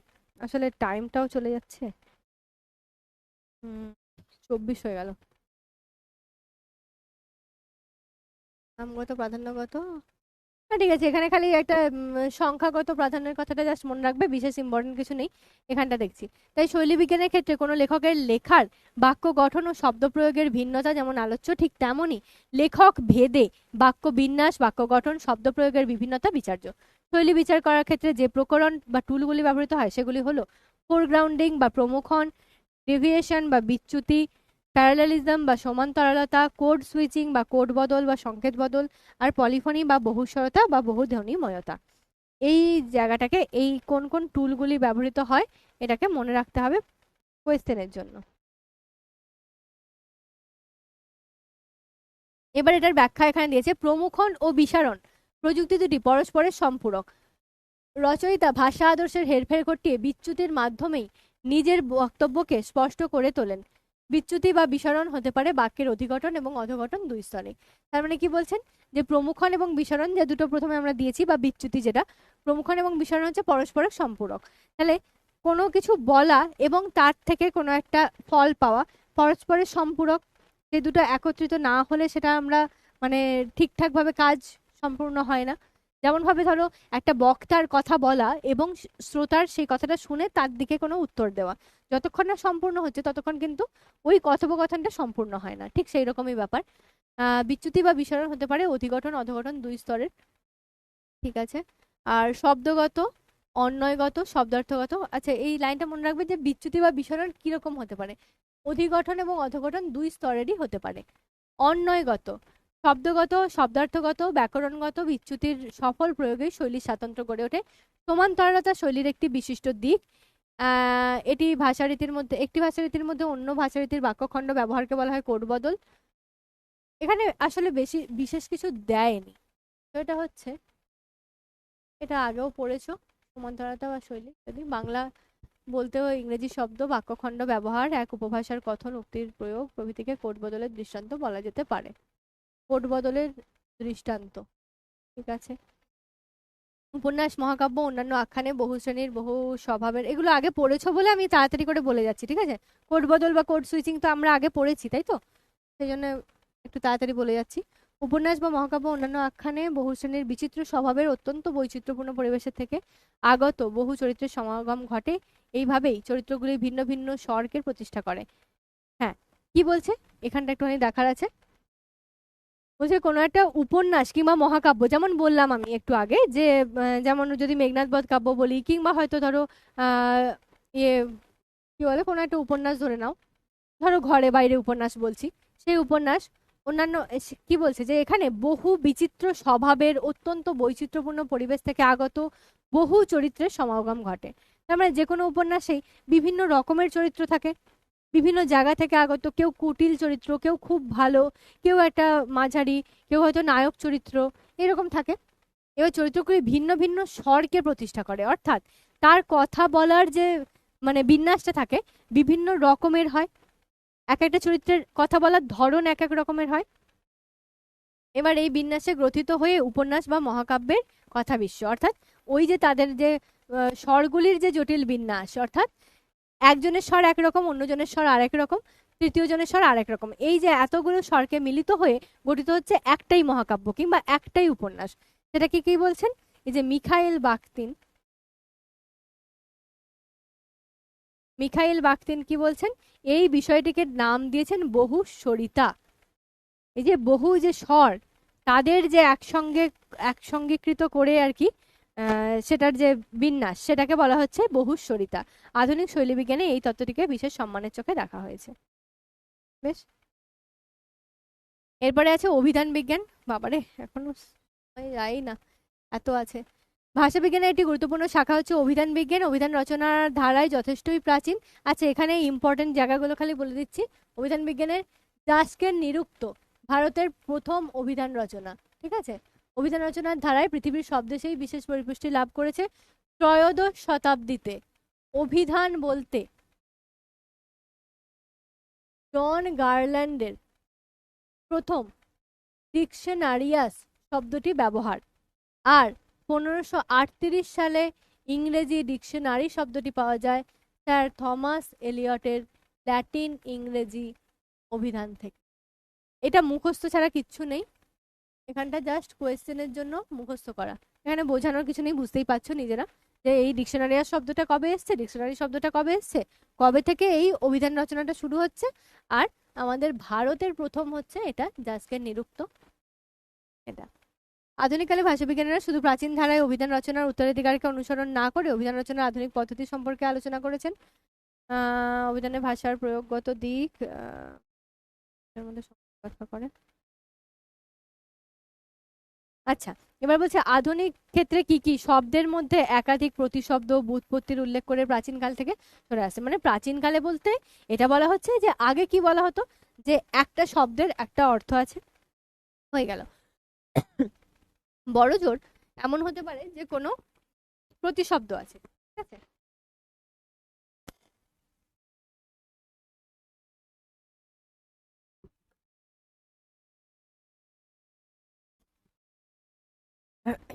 কোনো প্রতিশব্দ আছে এরকম টাইপের হতে পারে, কিন্তু এখানে কি বলা হচ্ছে যে শুধুমাত্র সেটা নয়, তার সাথে সাথে বিভিন্ন ব্যুৎপত্তি বা দেখবে অনেক জায়গায় বিশেষ্য বিশেষণ এরকম ভাগ দেওয়া এরকম অভিধানও থাকে।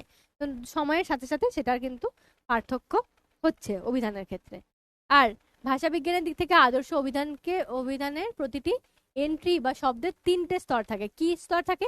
একটা হচ্ছে গঠনগত স্তর, অর্থাৎ যেটা যেভাবে শব্দটা গঠিত হচ্ছে। একটা অন্বয়গত স্তর, একটা শব্দের সঙ্গে অন্য স্তরের সম্পর্কটা কি, মানে শব্দ, ওই যে যেমন বলছি যে যদি বলি যে আমি ভালো খেলি, তাহলে এই যে আমার সাথে ভালো খেলার বা খেলার সাথে আমার কি সম্পর্ক থাকছে, সেটা হচ্ছে অন্বয়গত। আর বাগার্থগত, অর্থাৎ ওই গোটা শব্দ মানে বাক্যটার অর্থ কি, ঠিক আছে, বা সেই কথাটা যে আমি বলছি বাক অর্থ, তাহলে সেই কথাটার অর্থ কি গোটাটার।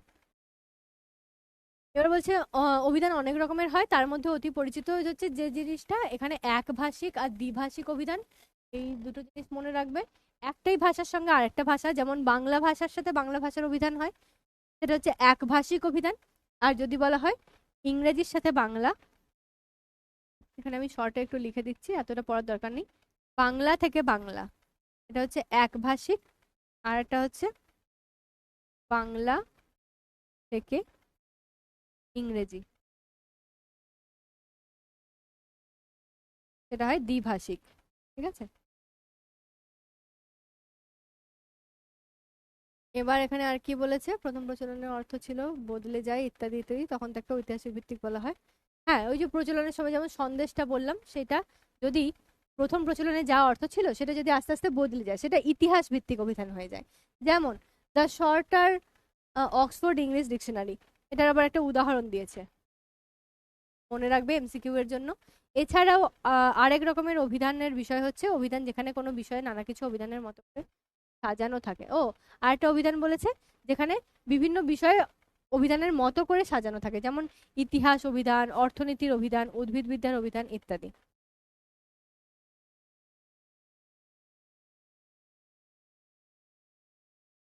এখানে বোঝার কিছু নেই, সমস্তটাই ওই পড়ে মুখস্থ করার ব্যাপার, সেই জন্য মুখস্থ বলতে ওই আর কি এমসিকিউ হিসেবে মনে রাখার ব্যাপার, তাই জন্য আর সময় নিচ্ছি না, পরেরটাই যাচ্ছি।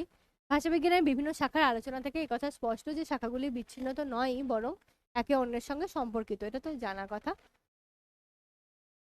তো সংস্কৃতি থেকে আমাদের মনোযোগ আকর্ষণ করে।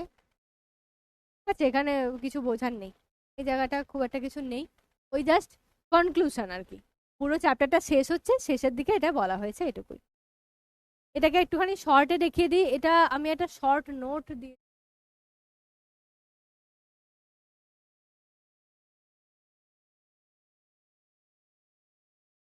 শর্ট নোট দিয়েছি। রেজিস্টার, কোড বা কোড সুইচিং, দ্বিভাষিকতা বা বাইলিঙ্গুয়ালিজম, ভাষার সংরক্ষণ, ক্রেওল আর পিজিন, এই জিনিসগুলো আমরা আগের দিনেই পড়েছি, কিন্তু এই জিনিসগুলোর কোনো প্রপার নোট ছিল না, জাস্ট আমরা ওই ভাষাগত দিক থেকে পড়ে পড়ে গেছি।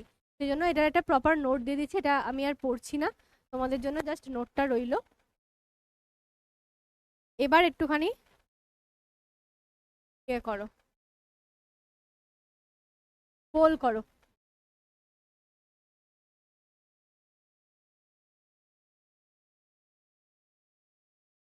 এই রে, কে আবার বলেছিল ম্যাম 11-এ ওই বইটা খুলিনি, বাংলা সাহিত্যের ইতিহাসের বইটা খোলোই নি, এতই বাজে লেগেছে? তাও তো নম্বরটাও বাজে এসছে বাবা।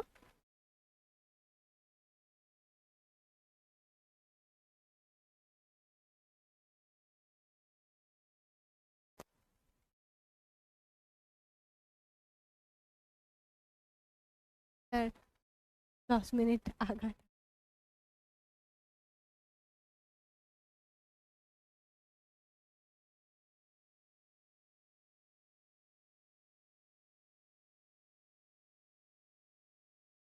আচ্ছা, এখানে আমরা কি কি দেখেছি, যে ভাষা বিজ্ঞানের সম্পর্কে যা যা তথ্য আছে, তথ্য সংগ্রহ, তথ্য বিশ্লেষণ, অনুমান সবই ঠিক। তাহলে এখানে সবগুলোই ঠিক, ডি হয়ে যাবে আমাদের রাইট অ্যান্সার। বাহ, 75%। আজকে আমি লিডার বোর্ড দেখতে পারবো না বাবা, পরেরটা পরেরটা যে যাই। লেখা শুরু হয়েছে, লেখালেখি কবে থেকে শুরু হয়েছে বলো?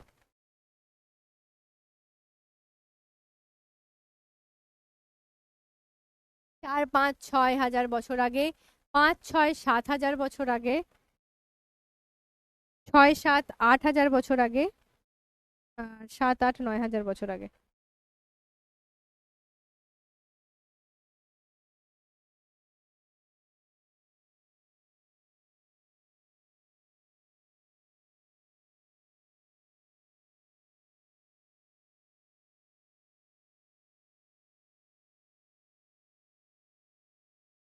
লাস্টের দিকটা ভালো বুঝতে পারিনি, লাস্টের দিকটা তো ভালো করে বোঝানোর মতো নেই বলেই তাড়াতাড়ি করে শেষ করলাম। লাস্টের দিকটা পড়বি একবার বাড়িতে, বুঝলি?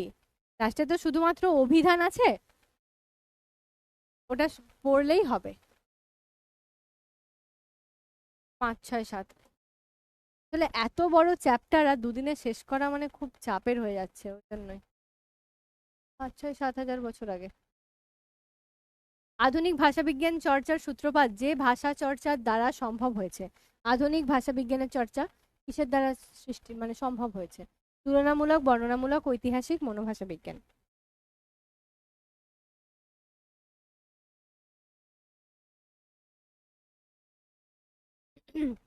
শেষের দিকটা এটাই আছে, আমি বলে দিচ্ছি। মূলত হচ্ছে অভিধান, মানে কোনো একটা ভাষা থেকে অন্য একটা ভাষায় যে যাওয়ার ব্যাপারটা আর কি, বা নিজের ভাষার মধ্যেই কোনো কিছুর অর্থ খুঁজে পাওয়া, এটা তো অভিধান। তো এই অভিধানটা কখন কিভাবে চালু হয়েছে, তাহলে জাস্কের নিরুক্তটা আমরা প্রথম দেখতে পাচ্ছি। এছাড়া অন্যান্য ভাষার যেগুলো দেওয়া আছে, যে ডিকশনারিয়াস বা ডিকশনারি শব্দটা কোথা থেকে এসছে ইত্যাদি ইত্যাদি ব্যাপার, এগুলোকে পড়বে। আর অভিধানের মধ্যে এটুকুই আসে যে একভাষিক আর দ্বিভাষিকটা কি কি। একভাষিক মানে একটাই ভাষার মধ্যে, যেমন ইংরেজিরই হয় শুধু ইংলিশ টু ইংলিশ ডিকশনারি, বা বেঙ্গলি টু বেঙ্গলি ডিকশনারি বাংলায়, সেই রকম একটা থাকে, সেটা হচ্ছে একভাষিক। আর দ্বিভাষিক মানে দুই, অর্থাৎ ইংরেজি থেকে বাংলা কিংবা বাংলা থেকে ইংরেজি আমরা যে পরিবর্তনটা করছি, বা বাংলা থেকে হিন্দি, হিন্দি থেকে ইংরেজি, এই যে পরিবর্তনগুলো, সেটা হচ্ছে দ্বিভাষিক। এই দুটোই জিনিস ওখানে পড়ার আছে, আর কিছু পড়ার নেই।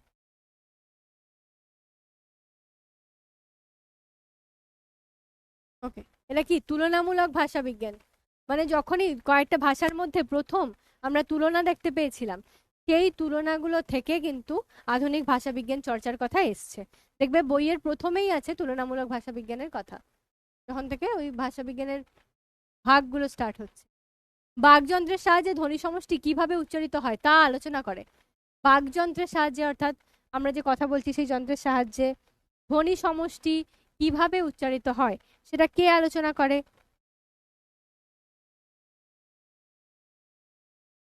ধ্বনি সমষ্টি কিভাবে উচ্চারিত হয়?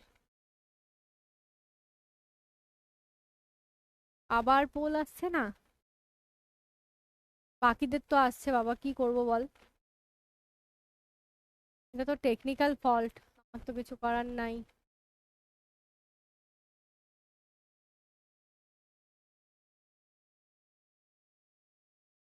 শেষের ফটোটা ঠিক আছে, আমি শেষের দিকে একবার না হয় বলে দিচ্ছি, কিন্তু শেষের ফটোটা থেকে কোনো কোয়েশ্চেন আসবে না। যদি বলিস যে ম্যাম বোঝার জন্য বলে দিন, ঠিক আছে আমি বলে দেবো, সৌরভকে বলছি আমি। আর মূলত যদি বলিস যে ওটা থেকে কিছু কোয়েশ্চেন আসতে পারে, সেই জন্য কিছু কিচ্ছু নেই, গোটা চ্যাপ্টারে যা পড়েছি সেইটাই ওখানে ছবি আকারে দেওয়া আছে।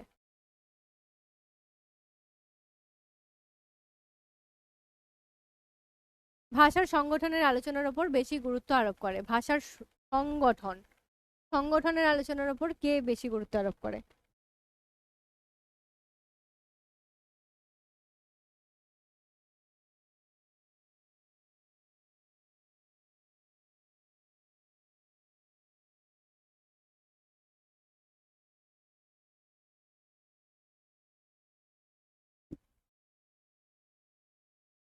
অনেক লেটে পোল আসছে, করার নেই বাবা।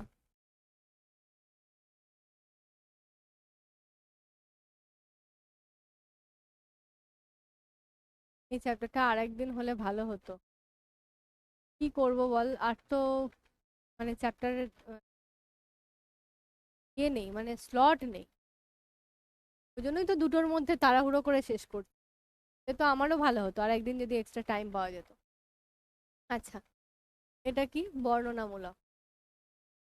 এ।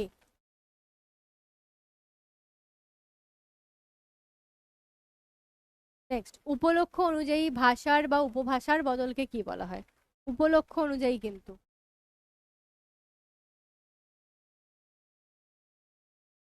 দেখছি যদি এক্সট্রা ক্লাস দেওয়া যায় দেখবো, কিন্তু সব তো পড়িয়েই দিলাম, এক্সট্রা ক্লাসের আর কি দরকার আছে? সমস্তটাই তো শেষ করলাম।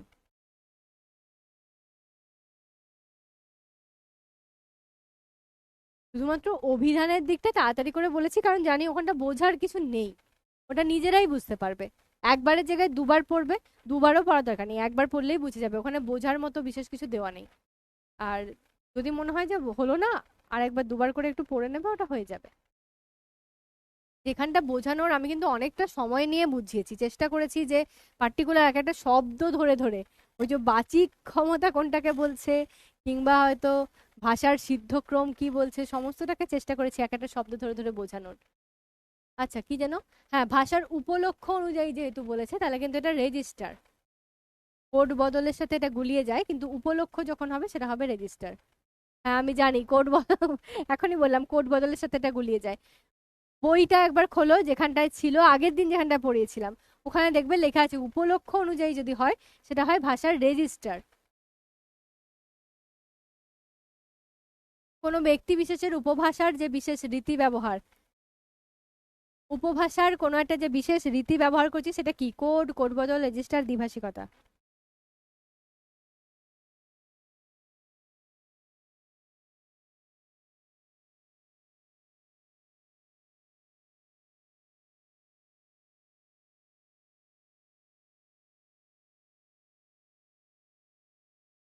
বলো।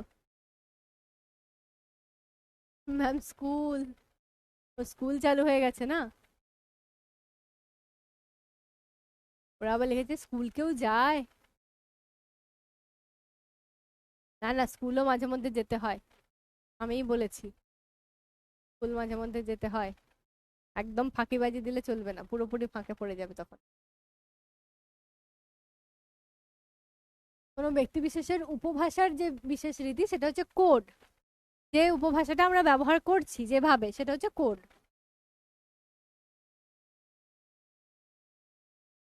38%, ঠিক আছে, এই চ্যাপ্টারটা একটু গন্ডগোল হবে, আরো পড়তে হবে জানি। কোনো ব্যক্তির পরিস্থিতি অনুযায়ী, মানে যে পরিস্থিতিতে সে আছে সেই পরিস্থিতি অনুযায়ী ভাষার বদলকে কি বলা হয়? Same option. তাহলে উপলক্ষ অনুযায়ী আমরা দেখে নিয়েছি রেজিস্টার, আর নিজস্ব উপভাষা ব্যবহারকে দেখে নিয়েছি কোড। তাহলে পড়ে রইল কোড বদল আর দ্বিভাষিকতা। এই দুটোর মধ্যে অপশন হবে, কেউ ভুলভাল দেবে না, বলে দিলাম হিন্টস।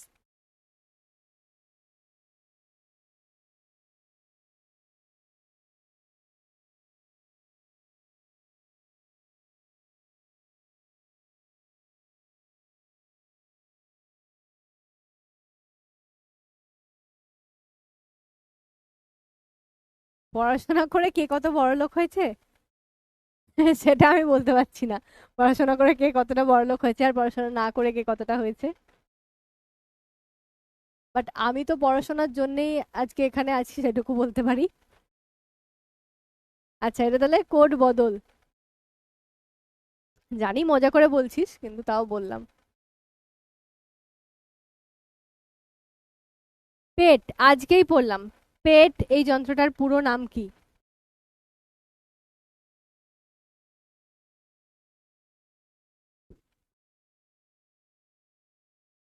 বলো।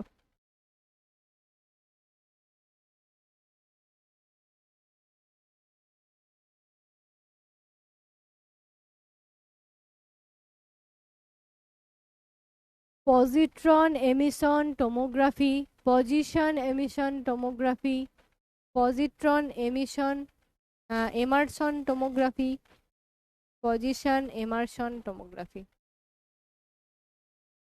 নামগুলো খুব কাছাকাছি, একটু কিন্তু এদিক ওদিক হয়ে গেলেই গেল।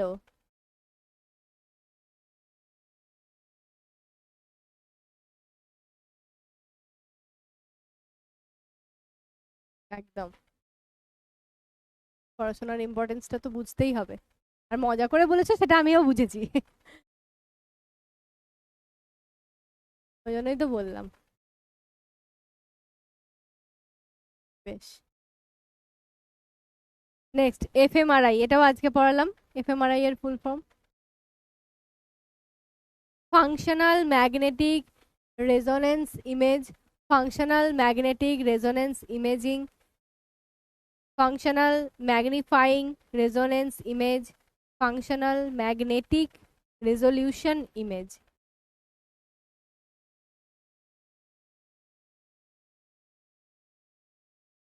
বলো।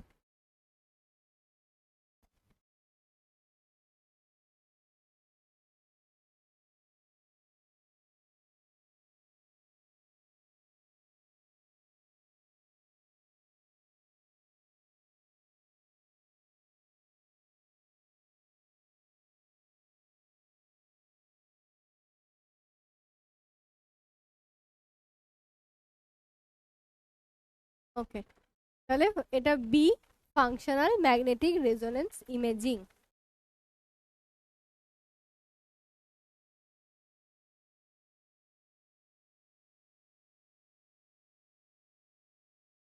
মস্তিষ্কের বাম গোলার্ধের মধ্যে যেটি পড়ে না, বলো।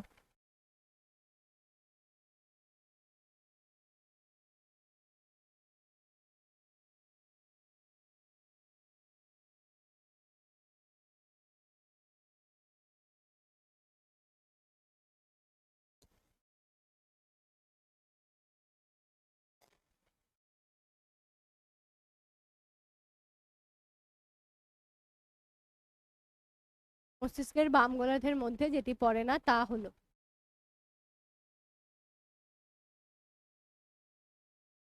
বলা, লেখা, বিশ্লেষণ, রোমন্থন। বাম গোলার্ধের মধ্যে পড়ে না বলেছে কিন্তু।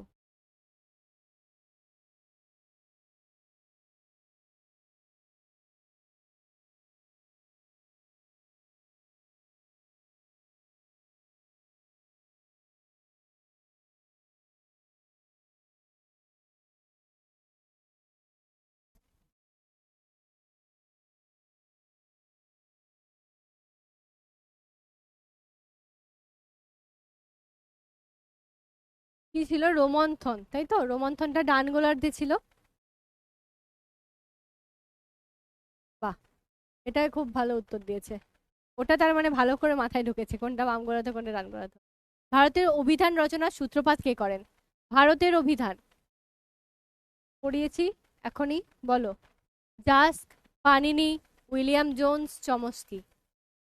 ভারতের অভিধান রচনার সূত্রপাত।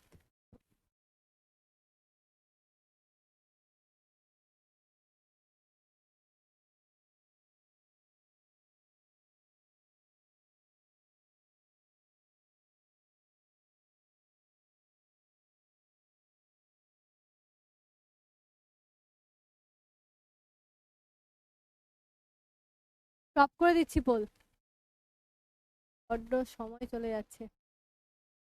জাস্ক 44। এটাতেও কেন এত বিতে কেন এলো?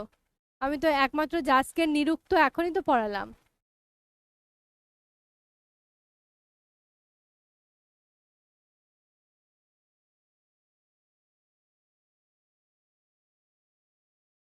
ত্রয়োদশ শতাব্দীতে প্রথম অভিধান শব্দটি বোঝাতে ব্যবহার করা হতো যে শব্দটি? ত্রয়োদশ শতাব্দীতে প্রথম অভিধান শব্দটা ব্যবহার মানে বলার জন্য কোন শব্দ ব্যবহার করা হতো? ডিকশনারি, ডিকশনারিয়াম, ডিকশনারিয়াস, ডিকশনারি, কোনোটিই নয়।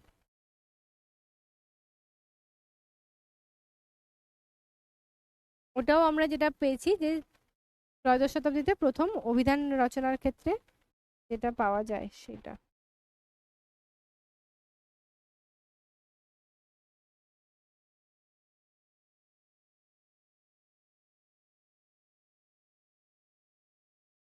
স্টপ করে দিই?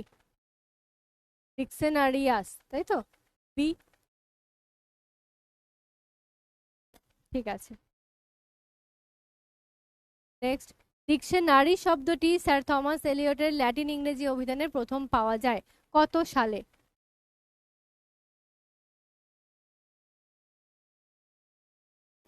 কত সাল? 1536, 37, 38, 39।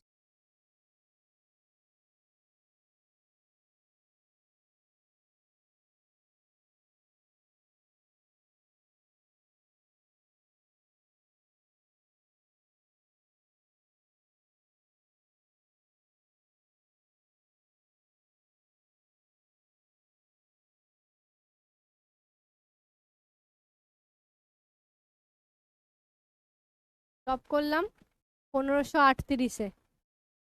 সি। বাহ, 72%। বেশ। আচ্ছা, একটা দিয়েছি, স্তম্ভ দিয়েছি, স্তম্ভ মেলাও। এটার ইংরেজি নামগুলোর সাথে বাংলা নামগুলো মেলাতে হবে। যদি জেনে থাকো কোনো একটা দুটো, তাহলে মানে হয়তো একটা জানো, সেটার সাথে দেখো অপশনে মিলছে কিনা, সেইভাবে একটু তুক্কা লাগিয়ে করো। কিছু করার নেই, এটা হয়তো পরীক্ষায় আসতেও পারে, সেই জন্য দিয়েছি। ফোনোলজি। ফোনোলজি বলতে কাকে বোঝাচ্ছে? মরফোলজি। হ্যাঁ, মরফোলজিটা মনে থাকবে। মরফ, এটা কিন্তু আমরা পড়েছি। মরফ কোনটা সেটা পড়েছি, মরফ যদি জানি তাহলে মরফোলজি কোনটা সেটাও জানি।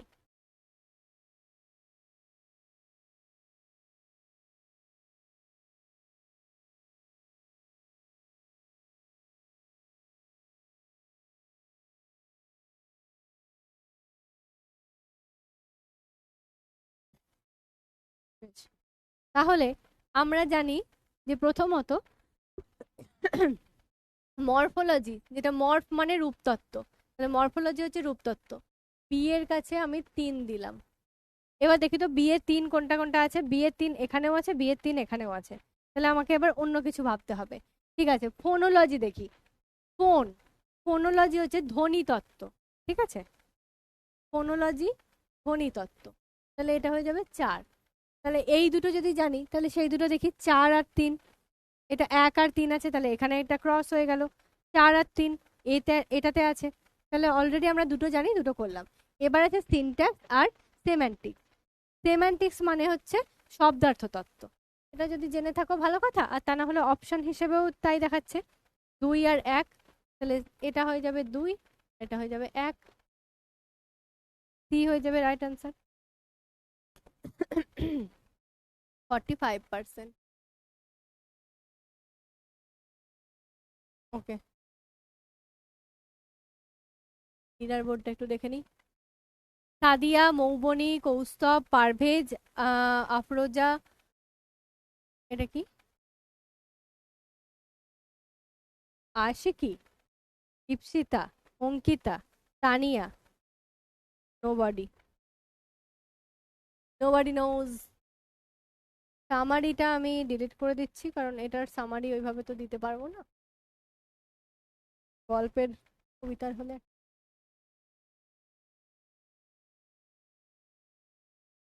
হোমওয়ার্ক, হোমওয়ার্ক যেটা থাকবে সেটা হচ্ছে যে আহ বিষয়গুলি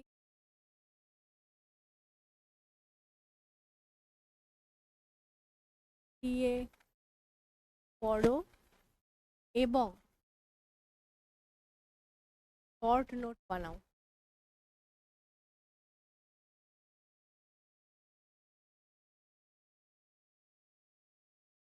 2 হচ্ছে এমসিকিউ প্র্যাকটিস।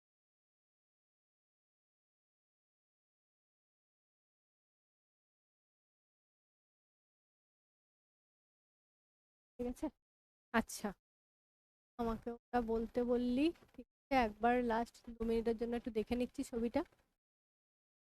এখানে বলছে কি, প্রথমে এই মাঝখানটা থেকে দেখতে শুরু করবে। ভাষা কি? ভাষার মধ্যে থাকছে ধ্বনি, শব্দ, বাক্য, অর্থ ইত্যাদি। ঠিক, এবার ভাষা বিষয়ক নানা তত্ত্ব, এটা এখানেও যাচ্ছে, এখানেও আসছে, তার মানে ভাষা বিষয়ক নানা তত্ত্ব যখন বলবো, তার মধ্যেই এই জিনিসগুলো আছে। আবার এখান থেকেই সৃষ্টি হচ্ছে ভাষা বিষয়ক নানা তত্ত্ব। দেন এটা থেকে আসছে ফলিত ভাষা বিজ্ঞান। ফলিত ভাষা বিজ্ঞান একটা শাখা, আমরা আগেও পড়েছি।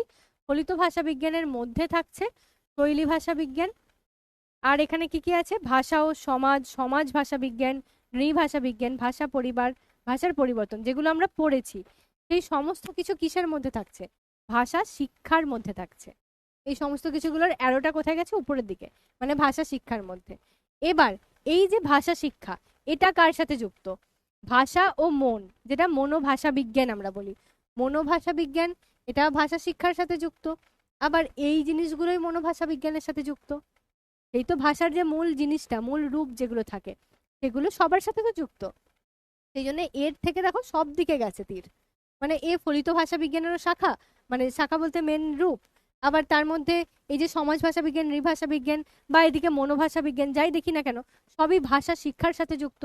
ভাষা শিক্ষা হবে তবে তো সেটার একটা রূপ আমরা পাবো। আর এদিকে দর্শন ও যুক্তি, এটা হচ্ছে শুধুমাত্র যেটা আমরা ওই যে থ্যালামাস আর আরেকটা কি বললাম, বেসাল গ্যাংলিয়া, যেটা পড়লাম দর্শন ও যুক্তি, থ্যালামাস বেসাল গ্যাংলিয়া যেমন কাজগুলো করে সেই কাজগুলো কিন্তু এখানে হচ্ছে, ঠিক। আর তার সাথে সাথে এখানে, আচ্ছা এখানে একটা আছে এই যে ভাষার পরিবর্তন, এই পরিবর্তনটা কি, ভাষার ইতিহাস, যেটা আমরা কোথায় পড়েছি, অভিধানে পড়েছি। অভিধান কি বললো, যখনই আমরা পুরনো কোনো জিনিসকে নিয়ে, অর্থাৎ একটা ভাষা পরিবার বা ভাষার পরিকল্পনা, সেখান থেকে যখন পরিবর্তন হচ্ছে, ওই যে যেমন ওই সন্দেশটা বললাম, সন্দেশের আগেকার কি অর্থ ছিল, এখনকার কি অর্থ, সেইটা যখনই আমরা অভিধানের মধ্যে পাচ্ছি, সেটা হয়ে যাচ্ছে ভাষার ইতিহাস, অর্থাৎ ঐতিহাসিক বর্ণনা, ঠিক। আর এখানের মধ্যে কিছু নেই, সমস্তটাই বলা হয়ে গেল। এটাই যেগুলো আমরা পড়েছি সেটাই, দেখো খালি হিজিবিজি করে দেওয়া আছে বলে মনে হচ্ছে মাথাটা গুলিয়ে যাচ্ছে, কিচ্ছু নেই এখানে। আর এই জিনিসটা এর সাথে কারোর কোনো দিকে মানে সংযুক্তিকরণ দেওয়া নেই, কিন্তু এইখানের মধ্যে একে রাখা হয়েছে, এটাই যে ওই যে যেটা বললাম যে বেসাল গ্যাংলিয়ার ওই যে ব্যাপারটা, ওইটা, ঠিক আছে। মানে কোনো কিছুর সংবেদনশীলতা বা কোনো অভ্যাস, কোনো কিছু জানা ইত্যাদি ব্যাপারগুলো যখন আমরা আমাদের ভাষার মধ্যে প্রয়োগ করি, ঠিক আছে। হ্যাঁ ঠিক আছে, স্কুল আছে বুঝতে পেরেছি, ম্যাম স্কুল করছে। ঠিক আছে চলো টাটা আজকের মতো, বাই বাই।